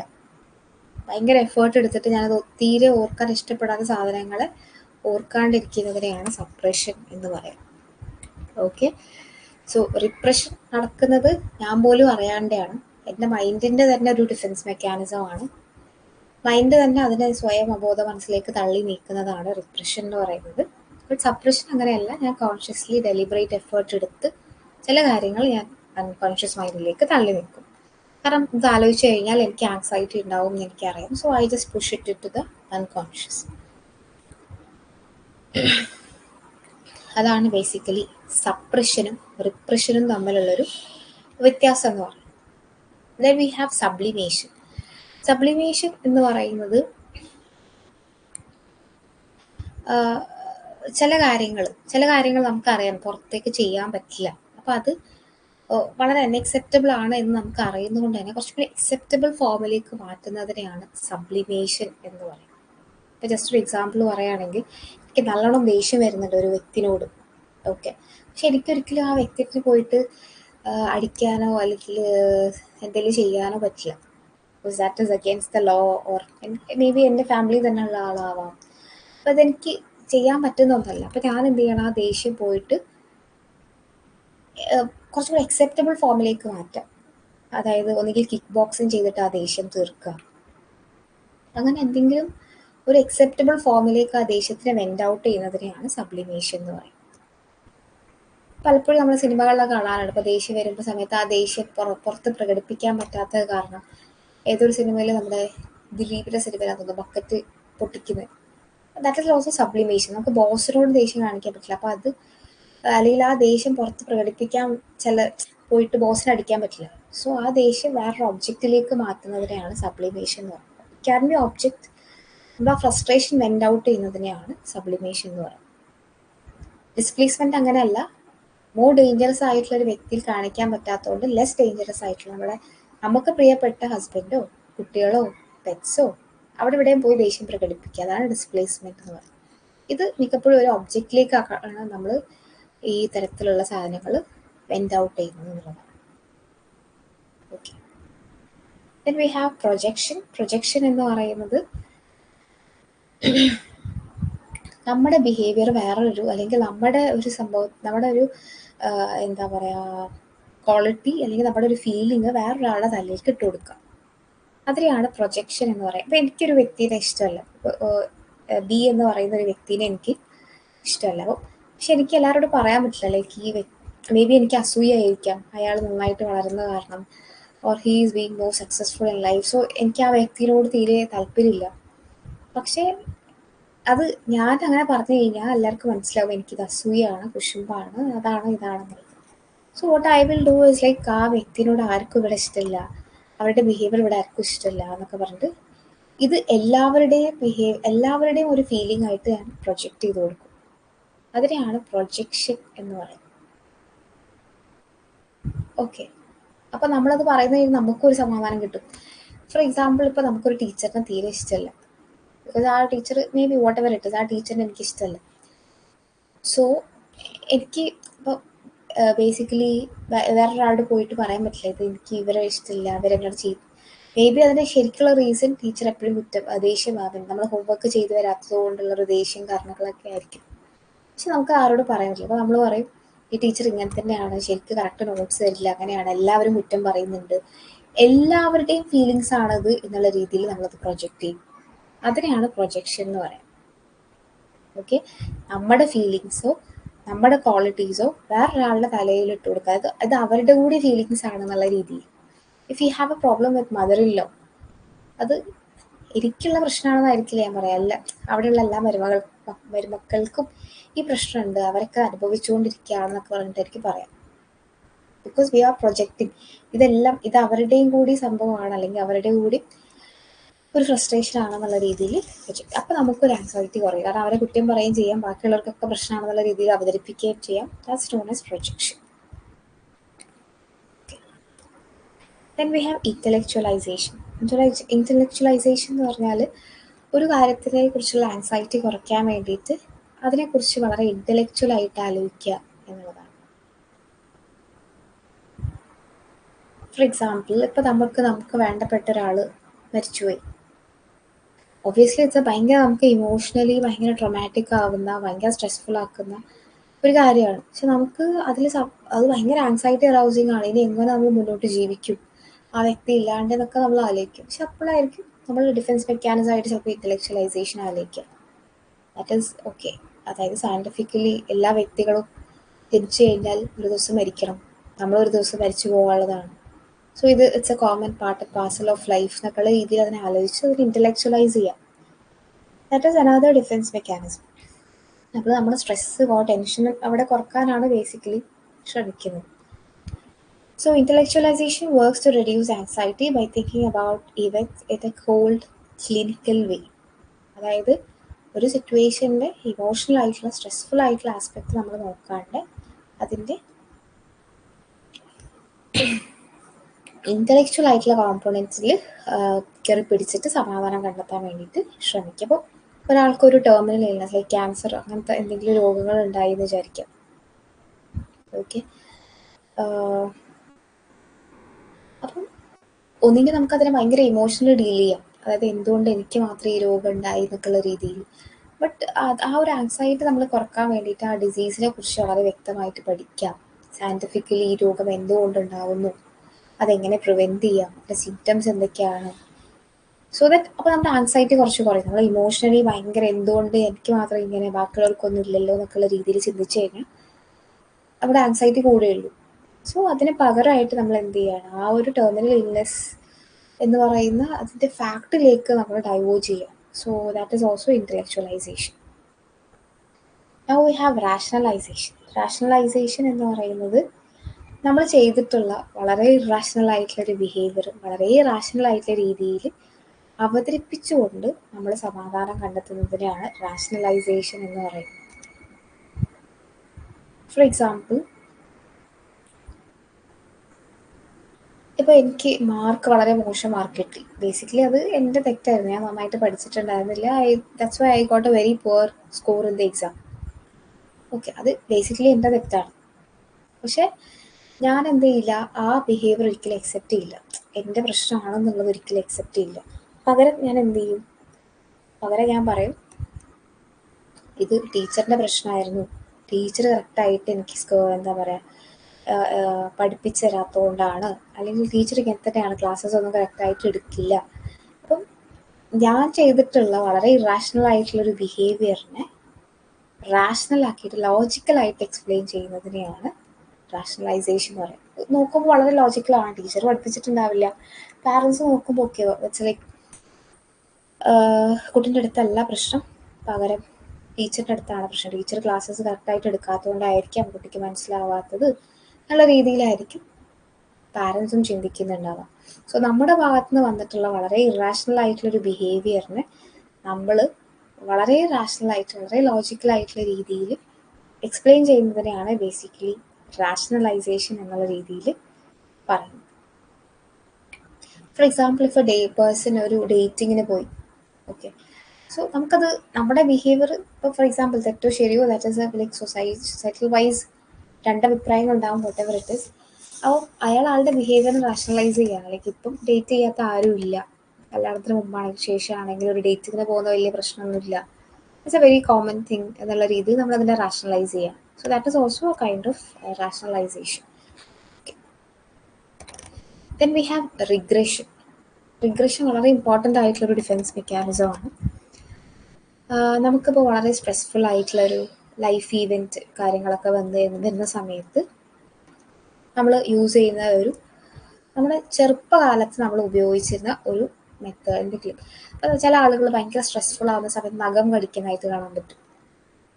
ഓക്കെ, അപ്പം അങ്ങനെ റിഗ്രഷൻ എന്നുകൊണ്ട് ഉദ്ദേശിക്കുന്നത് നമ്മൾ പറഞ്ഞിട്ടുണ്ടായിരുന്നു, ഇപ്പോൾ സിഗ്മണ്ട് ഫ്രോയിഡിൻ്റെ ഇതിൽ ഡിഫറെൻറ്റ് സ്റ്റേജസ് പറയുന്നുണ്ട്. Oral, anal, phallic, latency, genital. So different stages അതിൽ എക്സ്പ്ലെയിൻ ചെയ്യുന്നുണ്ട്. അപ്പോൾ ഈ ഓരോ സ്റ്റേജിലും ഉണ്ടാവാൻ സാധ്യതയുള്ള ഫിക്സേഷനെ കുറിച്ച് നമ്മൾ പറഞ്ഞിട്ടുണ്ടായിരുന്നു. ഭയങ്കരമായിട്ട് ടോയ്ലറ്റ് ട്രെയിനിങ് സ്ട്രിക്റ്റ് ആയിട്ട് കൊടുത്തു കഴിഞ്ഞാൽ, ഭയങ്കര ലീനിയൻ്റ് ആയിട്ട് കൊടുത്തു കഴിഞ്ഞാൽ, ഓറലി ബ്രസ്റ്റ് ഫീഡിങ് കിട്ടാണ്ടിരുന്നു കഴിഞ്ഞാൽ ഉണ്ടാകുന്ന പ്രശ്നങ്ങളൊക്കെ. സോ റിഗ്രഷൻ എന്ന് പറഞ്ഞാൽ നമുക്ക് വളരെ സ്ട്രെസ്ഫുൾ ആയിട്ടുള്ള ആൻസൈറ്റി അറൗസിങ് സിറ്റുവേഷൻ ഉണ്ടാകുന്ന സമയത്ത് ചെറുപ്പകാലത്തെ ബിഹേവിയേഴ്സിലേക്ക് നമ്മൾ പോകും. അതായത് ഏത് സ്റ്റേജിലായിരുന്നോ നമ്മൾ ഫിക്സേറ്റഡ് ആയിട്ടുണ്ടായിരുന്നത് ആ സ്റ്റേജിലെ ബിഹേവിയേഴ്സ് ആയിരിക്കും നമ്മൾ കാണിക്കുക. ഇപ്പോൾ ഓറൽ സ്റ്റേജിലായിരുന്നു ഫിക്സേറ്റഡ്, ഓറൽ സ്റ്റേജിൽ ഫിക്സേറ്റഡ് ആയാൽ ഉള്ള ക്യാരക്ടറിസ്റ്റിക്സ് എന്തായിരിക്കും? വായ ഉപയോഗിച്ചിട്ടുള്ള ബിഹേവിയേഴ്സ് ആയിരിക്കും. സ്മോക്ക് ചെയ്യുക, എക്സസീവായിട്ട് ഫുഡ് കഴിക്കുക, ആൽക്കഹോൾ കൂടുതലായിട്ട് കഴിക്കുക, ഇങ്ങനത്തെ ബിഹേവിയേഴ്സ് ആയിരിക്കും ഓറൽ സ്റ്റേജിൽ ഫിക്സേറ്റഡ്. അത് വായ ഉപയോഗിച്ചിട്ടുള്ള സാധനങ്ങൾ. അപ്പം റിഗ്രഷൻ എന്ന് പറഞ്ഞു കഴിഞ്ഞാൽ നമുക്ക് വളരെ സ്ട്രെസ്ഫുൾ ആയിട്ടുള്ള ഈവൻറ്റ്സ്, ആൻസൈറ്റി അറൗസിങ് ഈവൻറ്റ്സ് വരുന്ന സമയത്ത് നമ്മൾ എന്ത് ചെയ്യുന്നു? പണ്ട് കാലത്ത്, അല്ലെങ്കിൽ പണ്ട് മീൻസ് പണ്ട് ചെറുപ്പത്തിൽ നമ്മൾ ഏത് സ്റ്റേജിലാണോ ഫിക്സേറ്റഡ് ആയിട്ടുണ്ടായിരുന്നത് ആ ബിഹേവിയേഴ്സിലേക്ക് തിരിച്ചു പോവുക. ഭയങ്കര സ്ട്രെസ്ഫുൾ ആയിട്ടിരിക്കുന്ന സമയത്ത് ഒരാൾ നഖം കടിക്കുക, അപ്പോൾ ആൾ ഏത് സ്റ്റേജിലാണ് ഫിക്സേറ്റഡ് ആയിട്ടുണ്ടായത് നമുക്ക് ക്ലിയർ ആവും, ഓറൽ സ്റ്റേജിലാണ്. നമ്മൾ ഏത് സ്റ്റേജിലാണ് നോക്കേണ്ട ആവശ്യമില്ല, ഏത് സ്റ്റേജിലായിരുന്നു ഫിക്സേറ്റഡ് ആയിട്ടുണ്ടായിരുന്നത് ആ ബിഹേവിയേഴ്സ് അവർ പിന്നെയും എന്താണ് റിപ്പീറ്റ് ചെയ്യുന്നതായിട്ട് നമുക്ക് കാണാൻ പറ്റും. ഓക്കെ, സോ റിഗ്രഷൻ എന്ന് പറയുന്നത് നമുക്ക് വളരെ സ്ട്രെസ്ഫുൾ ആയിട്ടുള്ള ആൻസൈറ്റി അറൗസിങ് സിറ്റുവേഷൻസ് ഉണ്ടാകുന്ന സമയത്ത് നമ്മൾ പഴയ കാലത്ത് അല്ലെങ്കിൽ നമ്മൾ ചൈൽഡ്ഹുഡിൽ ഏത് സ്റ്റേജിലായിരുന്നോ ഫിക്സേറ്റഡ് ആയിട്ടുണ്ടായിരുന്നത് ആ സ്റ്റേജിലെ ബിഹേവിയേഴ്സ് കാണിക്കാറുള്ളത്. ഇപ്പോൾ someone is frustrated or stressful ആവുന്ന സമയത്ത് നഖം കടിക്കുക എന്നുള്ളത് ഒരു തരം സിംറ്റമാണ്. അല്ലെങ്കിൽ സ്മോക്ക് ചെയ്യുക, ടെൻഷൻ വരുമ്പോൾ സ്മോക്ക് ചെയ്യുന്ന ആൾക്കാരുണ്ട്, കൂടുതൽ ഫുഡ് കഴിക്കുന്ന ആൾക്കാരുണ്ട്, ഇത് തീരെ ഫുഡ് കഴിക്കാത്തവരുണ്ടാവാം. ഓക്കെ, വേർബലി ഭയങ്കര അഗ്രസീവ്, അതൊക്കെ വായ ഉപയോഗിച്ചിട്ടുള്ള, അത് ഓറൽ സ്റ്റേജിൽ ഫിക്സേറ്റഡ് ആയിട്ടുള്ള ആളാണെങ്കിൽ അവർക്ക് ദേഷ്യം വരുമ്പോൾ വേർബലി അഗ്രസീവ് ആവും, ഭയങ്കരമായിട്ട് ഫുഡ് കഴിക്കാം, സ്മോക്ക് ചെയ്യാം, ഇതൊക്കെ ചെയ്യാം. സിമിലർലി ഒരാൾ സ്ട്രെസ്ഡ് ആവുന്ന സമയത്ത്, ഇപ്പോൾ ഏതാ സ്റ്റേജിൽ ഫിക്സേഷൻ സംഭവിച്ചിട്ടുള്ള ഒരാളാണെങ്കിൽ സ്ട്രെസ്ഡ് ആവുന്ന സമയത്ത് ഭയങ്കര നീറ്റ്നെസ് ആയിരിക്കും, എല്ലാത്തിലും ഭയങ്കര നീറ്റ്നെസ് ആയിരിക്കും, അല്ലെങ്കിൽ എല്ലാത്തിലും ഭയങ്കര മെസ്സിനെസ് ആയിരിക്കും. ഇത് രണ്ടും ആവാം. ഓക്കെ, സോ റിഗ്രഷൻ ഇസ് നമുക്ക് ടെൻഷൻ ഓർ സ്ട്രെസ്ഫുൾ ആയിട്ടുള്ള സിറ്റുവേഷൻസ് വരുന്ന സമയത്ത് ചെറുപ്പകാലത്തിൽ അല്ലെങ്കിൽ ഓറലി ഏത് സ്റ്റേജിലായിരുന്നു ഫിക്സേറ്റഡ് ആയിട്ടുണ്ടായിരുന്നത് അങ്ങനത്തെ കുഞ്ഞു ചൈൽഡ്ഹുഡ് ബിഹേവിയേഴ്സ് കാണിക്കുന്നതിനെയാണ് റിഗ്രഷൻ എന്ന് പറയുന്നത്. Okay, then we have the next one, that is reaction formation. Okay, reaction formation എന്ന് പറഞ്ഞാൽ ആ ഒരു പേര് സൂചിപ്പിക്കുന്ന പോലെ തന്നെ റിയാക്ട് ചെയ്യുക, അല്ലെങ്കിൽ ഈ പറയുന്ന പോലെ ഇപ്പം നമുക്കൊരാളെ തീരെ ഇഷ്ടമല്ല, okay, we have a friend, നമുക്ക് ആ ഫ്രണ്ടിനെ തീരെ ഇഷ്ടമല്ല. അപ്പോൾ റിയാക്ഷൻ ഫോർമേഷൻ എനിക്ക് ആ വ്യക്തിയോട് സംസാരിക്കുന്നതും അല്ലെങ്കിൽ ഒന്നും തീരെ ഇഷ്ടമുള്ള സംഭവമല്ല. സോ അല്ലെങ്കിൽ എനിക്ക് തീരെ ഇഷ്ടമില്ലാത്തൊരു വ്യക്തിയുണ്ട്, അപ്പോൾ ആ വ്യക്തിയോട് നേരെ ഓപ്പോസിറ്റ് ആയിട്ടുള്ള രീതിയിൽ ബിഹേവ് ചെയ്തുകൊണ്ട് ആങ്സൈറ്റി കുറക്കുന്നതിനെയാണ് റിയാക്ഷൻ ഫോർമേഷൻ എന്ന് പറയുന്നത്. അതായത് നമ്മുടെ ട്രൂ ഫീലിങ്സ് ഹൈഡ് ചെയ്ത് വെച്ചുകൊണ്ട് ആങ്സൈറ്റി റെഡ്യൂസ് ചെയ്യാൻ ശ്രമിക്കുക. ഫോർ എക്സാമ്പിൾ, എനിക്ക് ഒരു വ്യക്തിയോട് തീരെ താല്പര്യമില്ല, എനിക്ക് തീരെ ഇഷ്ടമല്ല. പക്ഷെ ഞാൻ എന്ത് ചെയ്യാണ്, ആ വ്യക്തിയോട് ഭയങ്കര ഓവർ ഫ്രണ്ട്ലി ആയിട്ട് ഭയങ്കര സ്വീറ്റായിട്ട് ബിഹേവ് ചെയ്തുകൊണ്ട് എന്ത് ചെയ്യണം, ആൻസൈറ്റി റെഡ്യൂസ് ചെയ്യുന്നതിനെയാണ് ബേസിക്കലി റിയാക്ഷൻ ഫോർമേഷൻ എന്ന് പറയുന്നത്. So reaction formation reduces anxiety by taking opposite feeling. ദേഷ്യമാണുള്ളതെങ്കിൽ ഭയങ്കര ഫ്രണ്ട്ലി ആയിട്ടായിരിക്കും നിൽക്കുക. അതേസമയത്ത് നേരെ തിരിച്ചും ഉണ്ടാവാം, ഭയങ്കര സ്നേഹമുള്ള ഒരാളോട് ഭയങ്കര ദേഷ്യം പ്രകടിപ്പിക്കാൻ. That might be also A reaction formation. Okay, അപ്പം അതും ഒരു ഡിഫെൻസ് മെക്കാനിസം ആണ് ബേസിക്കലി. അപ്പോൾ ഇങ്ങനെ കുറച്ച് ബേസിക് ആയിട്ടുള്ള ഡിഫെൻസ് മെക്കാനിസംസ് ആണ് സിഗ്മണ്ട് ഫ്രോയിഡ് മുന്നോട്ട് വെച്ചിട്ടുള്ളത്. That is as we said displacement, ഒരു മോർ ഡേഞ്ചറസ് ആയിട്ടുള്ള വ്യക്തിയിൽ നിന്നും ലെസ് ഡേഞ്ചറസ് ആയിട്ടുള്ള വ്യക്തിയിലേക്ക് നമ്മുടെ ദേഷ്യം മാറ്റുന്നത്. ഡിനൈ, അതായത് കാര്യങ്ങൾ സമ്മതിക്കാണ്ടിരിക്കുക. സ്മോക്കിങ്ങും ആൽക്കഹോളിസും ഒക്കെ ഭയങ്കര ഡേഞ്ചറസ് ആണെന്ന് അറിയാം, പക്ഷെ നമ്മൾ അതിൻ്റെ ഒരു ട്രൂ ആയിട്ടുള്ളൊരു സാധനം അക്സെപ്റ്റ് ചെയ്യാണ്ടിരിക്കുക, അല്ലെങ്കിൽ അത് ഡിനൈ ചെയ്തുകൊണ്ടിരിക്കുക എന്നുള്ളത്. Then we have repression. Repression എന്ന് പറഞ്ഞാൽ നമുക്ക് ഓർക്കാൻ ഇഷ്ടപ്പെടാത്ത കാര്യങ്ങൾ അബോധ മനസ്സിലേക്ക് റിപ്രസ് ചെയ്ത് വെക്കുന്നത്. അത് അൺകോൺഷ്യസ്ലി ആണ് നമ്മൾ റിപ്രസ് ചെയ്ത് വെക്കുന്നത്. സപ്രഷൻ എന്ന് പറഞ്ഞാൽ അറിഞ്ഞുകൊണ്ട് ചില കാര്യങ്ങൾ നമ്മൾ ഒഴിച്ചു മൂടുന്നതിനെയാണ് സപ്രഷൻ എന്ന് പറയുന്നത്. സബ്ലിമേഷൻ ഇസ് ലൈക്ക് അൺഅക്സെപ്റ്റബിൾ ആയിട്ടുള്ള ബിഹേവിയേഴ്സ് മാറ്റിയിട്ട് കുറച്ചുകൂടി അക്സെപ്റ്റബിൾ ആയിട്ടുള്ള ബിഹേവിയേഴ്സ്. ഇപ്പോൾ ദേഷ്യം ഒരാളുടെ പുറത്ത് പോയിട്ട് അടിച്ചിട്ട് പ്രകടിപ്പിക്കാൻ പറ്റാത്തത് കൊണ്ട് തന്നെ ഒരു കിക്ക് ബോക്സിങ്ങിലൂടെ ദേഷ്യം പ്രകടിപ്പിക്കുക എന്നൊക്കെ പറയുന്നത് സബ്ലിമേഷൻ്റെ കീഴിൽ വരുന്നതാണ്. Then we have projection. നമ്മുടെ ഫീലിങ്സ് വേറൊരാളുടെ തലയിലേക്ക് ഇട്ട് കൊടുക്കുക. അപ്പോൾ എനിക്ക് വേറൊരാൾ ഇഷ്ടമല്ല, പക്ഷെ ഞാൻ പറയുകയാണ്, അല്ലെങ്കിൽ അവളെ ആർക്കും ഇഷ്ടമല്ല, എല്ലാവരുടെ അഭിപ്രായം ഇങ്ങനെയൊക്കെ തന്നെ ആണെന്നൊക്കെ പറഞ്ഞിട്ട് മാക്സിമം അവളെ നെഗറ്റീവ് ആക്കുക. So that is a kind of a projection. Then we have intellectualization. ചില കാര്യങ്ങളെക്കുറിച്ച് സമാധാനം കണ്ടെത്താൻ വേണ്ടിയിട്ട് വളരെ ഇൻ്റലക്ച്വലായിട്ട് ആലോചിക്കുക എന്നുള്ളതാണ്. അപ്പോൾ നമുക്ക് വളരെ വേണ്ടപ്പെട്ടിട്ടുള്ള ഒരാൾ മരിച്ചുപോയി, പക്ഷേ നമുക്കതിനെ വളരെ ഇമോഷണലായിട്ട് നോക്കിക്കാണാം. On the other hand like ഒരു ദിവസം ഒരാൾ മരിക്കുന്നു, അല്ലെങ്കിൽ ജനിച്ചു കഴിഞ്ഞാൽ മരിക്കണം എന്നുള്ള സയൻറ്റിഫിക് ഫാക്ട് വെച്ചിട്ട് നമുക്കതിനെ വേണമെങ്കിൽ ഡിഫെൻഡ് ചെയ്യും. So that is intellectualization. Then we have rationalization. Rationalization എന്ന് പറഞ്ഞാൽ ഒരു തെറ്റ് ചെയ്തു, അല്ലെങ്കിൽ നമുക്ക് ആൻസൈറ്റി ഉണ്ടാക്കുന്ന ഒരു ബിഹേവിയർ നമ്മൾ ഓൾറെഡി ചെയ്തു, പക്ഷെ അതിനെ നമ്മൾ ന്യായീകരിക്കുന്നതിനെയാണ് റാഷണലൈസേഷൻ എന്ന് പറയുന്നത്. എക്സാമിൽ തോറ്റു, but we are explaining it as like teacher പഠിപ്പിക്കാത്തതുകൊണ്ടാണ് എന്നുള്ള തരത്തിൽ. അല്ലെങ്കിൽ ഒരു എക്സ്ട്രാ മറൈറ്റൽ അഫെയറിന് പോയി and we are saying that ഇപ്പം ആർക്കാണ് എക്സ്ട്രാ മറൈറ്റൽ അഫെയർ ഇല്ലാത്ത, അതൊരു പ്രശ്നമില്ല എന്നുള്ള രീതിയിൽ നമ്മളെ തന്നെ ന്യായീകരിക്കും. Then we have regression. Regression is നമുക്ക് ആൻസൈറ്റി ഉണ്ടാക്കുന്ന സിറ്റുവേഷൻസ് വരുന്ന സമയത്ത് നമ്മൾ ചൈൽഡ്ഹുഡിൽ ബിഹേവ് ചെയ്തിട്ടുള്ള അല്ലെങ്കിൽ ബിഹേവിയേഴ്സിലേക്ക് തിരിച്ചു പോവുക. അത് മിക്കപ്പോഴും നമ്മൾ ഏത് സ്റ്റേജിലായിരുന്നോ ഫിക്സേറ്റഡ് ആയിട്ടുണ്ടായിരുന്നത് ആ സ്റ്റേജിലെ ബിഹേവിയേഴ്സ് ആയിരിക്കും നമ്മൾ പുറമേക്ക് കാണിക്കുന്നുണ്ടാവുക. And the last one is reaction formation. അതായത് എനിക്ക് ഒരാളോട് ഭയങ്കര ദേഷ്യമാണ്, അപ്പോൾ ആ തരത്തിലുള്ള ബിഹേവിയേഴ്സിനെ മാറ്റിക്കൊണ്ട് ഞാൻ വളരെ നേരെ ഓപ്പോസിറ്റായിട്ട് ബിഹേവ് ചെയ്യാം. If I don't like someone, അവരോട് ഭയങ്കര സ്വീറ്റ് ആയിട്ടൊക്കെ ബിഹേവ് ചെയ്യുക എന്ന് പറയുന്നത് അത് വഴി ഒരു ആങ്സൈറ്റി കുറക്കാൻ വേണ്ടിയിട്ട് ഹെൽപ്പ് ചെയ്യും എന്നുള്ളതാണ്. ഇനി ഇതിലേക്ക് എന്ന ഫ്രോയിഡ് ആഡ് ചെയ്തിട്ടുള്ള കുറച്ചും കൂടിയും ഡിഫെൻസ് മെക്കാനിസംസ് ഉണ്ട്, like acting out, aim inhibition, altruism, avoidance, compensation, dissociation, fantasy എന്നൊക്കെ പറഞ്ഞിട്ടുള്ളത്. അത് നമുക്ക് നെക്സ്റ്റ് ക്ലാസ്സിൽ ഈ ഒരു ബാക്കിയുള്ള ഡിഫെൻസ് മെക്കാനിസംസും അലോങ് വിത്ത് ദാറ്റ് നമ്മുടെ കോൾബർഗിൻ്റെ തിയറി അടുത്ത ക്ലാസ്സിൽ നമുക്ക് ഡിസ്കസ് ചെയ്യാം. Okay, so that's all for this. Okay, so thank you. അടുത്ത ക്ലാസ്സിൽ കാണാം.